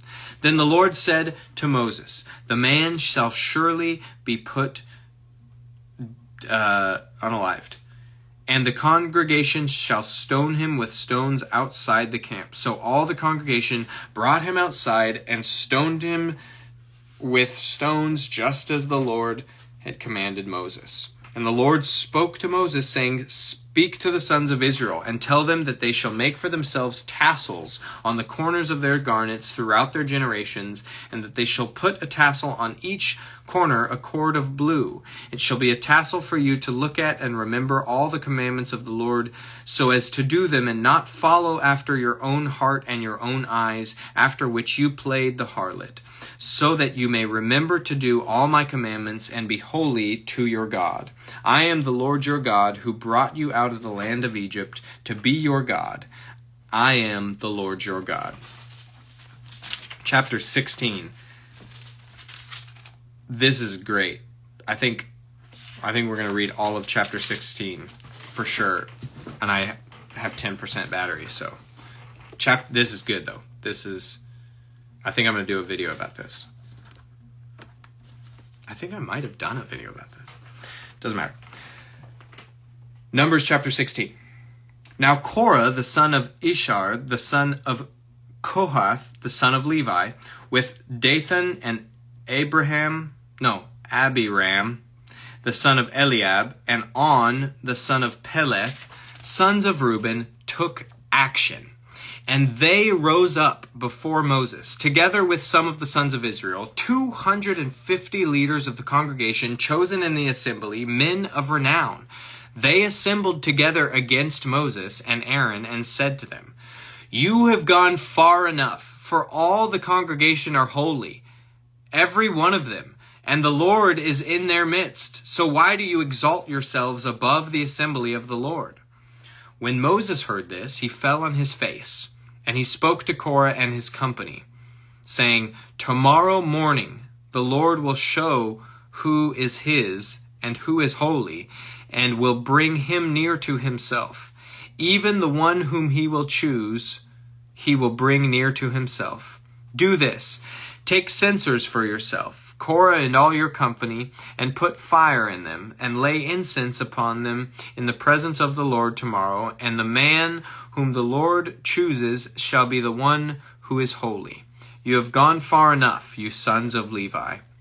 Then Moses said to Korah, "Hear now, you sons of Levi, it is not enough for you that the God of Israel has separated you from the rest of the congregation of Israel, to bring you near to himself, to do the service of the tabernacle of the Lord, and to stand before the congregation to minister to them, and that he has brought you near, Korah, and all your brothers, sons of Levi, with you, and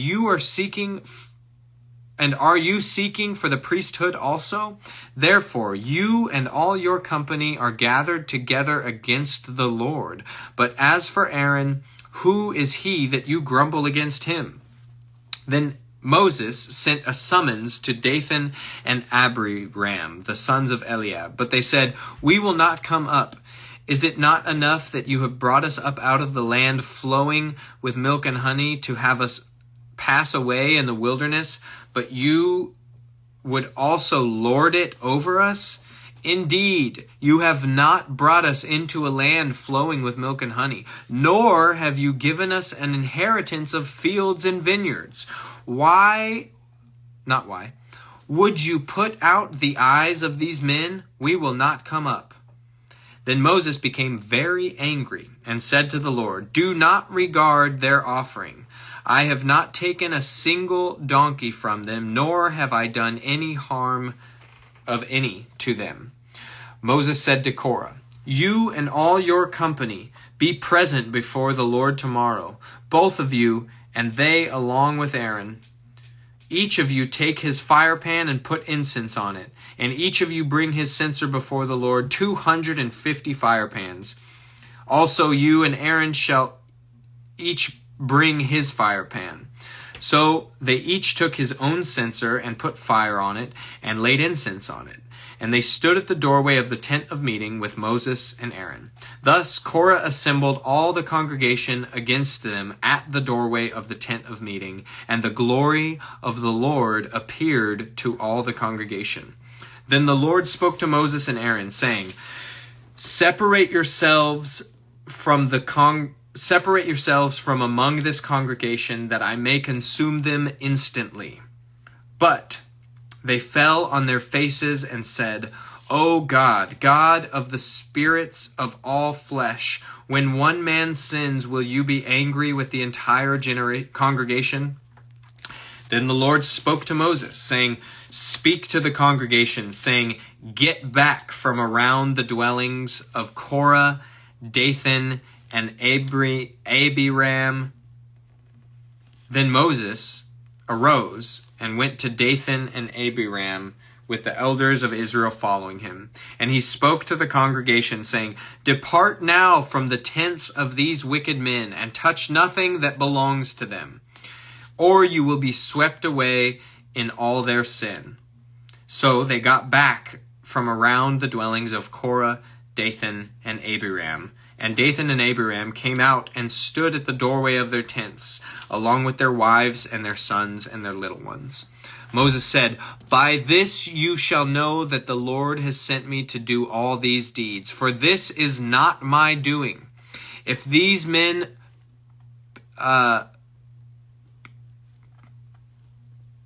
passing of all men, or if they suffer the fate of all men, then the Lord has not sent me.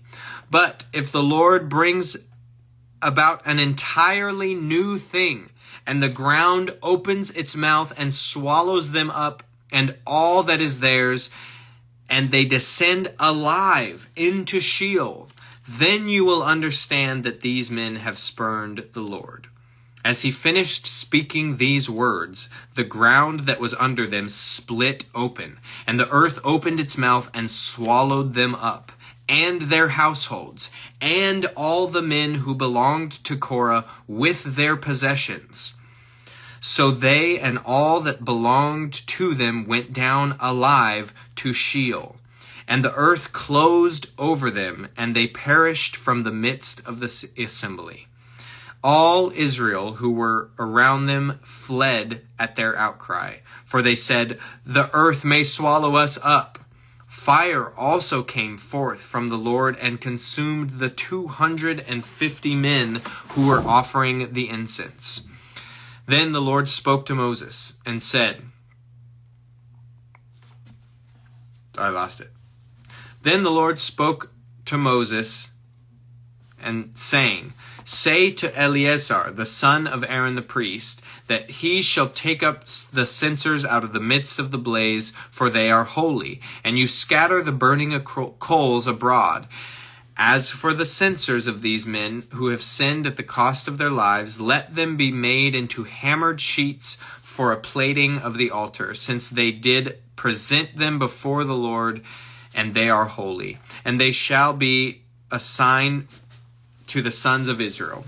So Eleazar the priest took the bronze censers which the men who were burned had offered, and hammered them out as a plating for the altar, as a reminder to the sons of Israel that no layman who is not of the descendants of Aaron should come near to burn incense before the Lord, so that he will not become like Korah and his company, just as the Lord had spoken to him through Moses. But on the next day, all the congregation and the sons of Israel grumbled against Aaron and Moses, saying, "You are the ones who have cursed the passing of the Lord's people." It came about, however, that when the congregation had assembled against Moses and Aaron, that they turned toward the tent of meeting, and behold, the cloud covered it, and the glory of the Lord appeared. Then Moses and Aaron came to the front of the tent of meeting, and the Lord spoke to Moses, saying, "Get away from among this congregation, that I may consume them instantly." Then they fell on their faces, Moses and Aaron.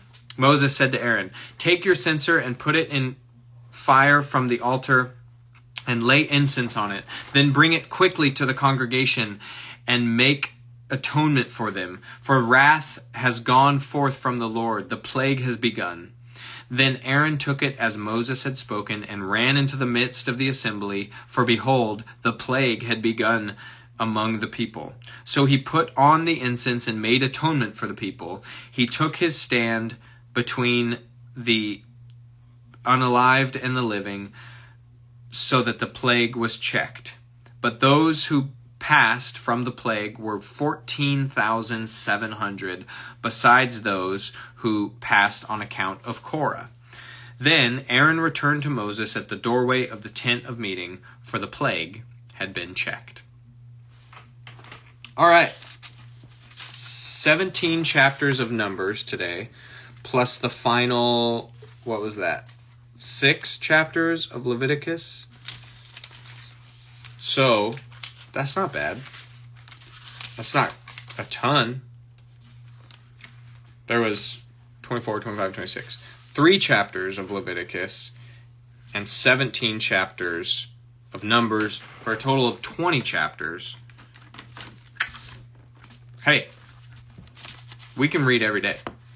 Here's what I'm going to do tomorrow, though. Here's what's going to happen.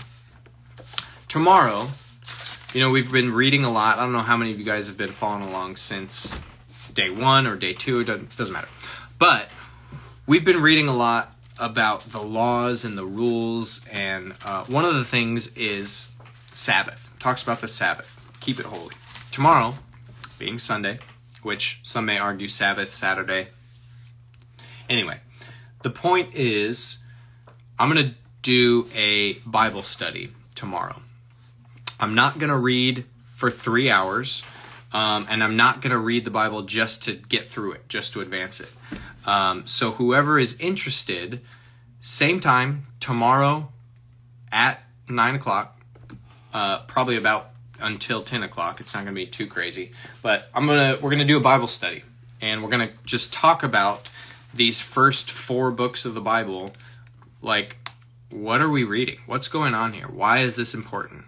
Why in the world are they saying all of the names, and why are they saying all of the measurements of that? That's what we're going to get into. tomorrow. But all that to say, tomorrow I'm not going to read 1,000 pages, or not 1,000 pages, 1,000 verses.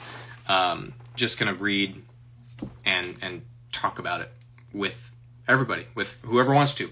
So, I know it was kind of a short night tonight. I've got 4% on my battery, plus I didn't count out 1,000 verses, but there's like 1,000, there's over 1,000 in Numbers, and we started in Leviticus, so I'm sure we're getting close to 1,000. But anyway, thank you guys for joining tonight. I appreciate it. Go to church tomorrow. If you go to any church, if you've never been to a church, try it out. But it is important. I think some people can get like, I don't need the church. It's about a relationship, and that's true. It is a relationship, but the church, the body of Christ is important, to come together. And sometimes, I'm just going to say it, sometimes people, you don't like people. You don't want to be around people. People mess up. People do bad things. As we've seen in here, there's a lot of people who do bad things. But it's about him. All right? So that's my message for tonight. Go to church tomorrow. And we'll see you guys tomorrow night, if you want to, at about 9 o'clock, same time. We're going to talk about why we're doing this. What are we reading? What's actually happening? What's going on? So, thank you guys so much. I will eventually put a link. Some of the people had suggested a Discord. I went ahead and got that set up, but I don't know what I'm doing. So, I have a Discord that people can put prayer requests or Bible questions. I'll link that somewhere eventually. This is new. I don't know what I'm doing. I had like less than 2,000 followers 5 days ago, you guys. So thank you very much. Have a good night, everybody. I'm going to pray and then go to bed. Dear God, just want to come before you and again, just thank you for the opportunity to read your word, God, and to allow however many people to listen to your word, God. It's a beautiful thing, and I just ask that you bless each one of the people in this live chat, God. You know what they need. You know what they're struggling with. You know each one of their hearts, God, and where they're at in their relationship with you. And I just ask that no matter where they're at, that each one of us can focus on growing our relationship with you.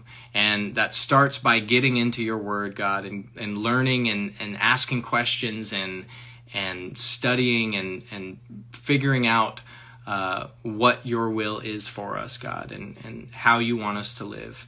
So we thank you that we have a guide to do that. We thank you for Jesus, and we thank you for his sacrifice that allowed us to spend eternity with you. And it's in Jesus' name that we pray. Amen. All right. Good night, everybody. Again, sorry for the early night, but I'm at now 2% on my phone. And but it's going to be a good one. Thank you, everybody. Have a G night. Pieces.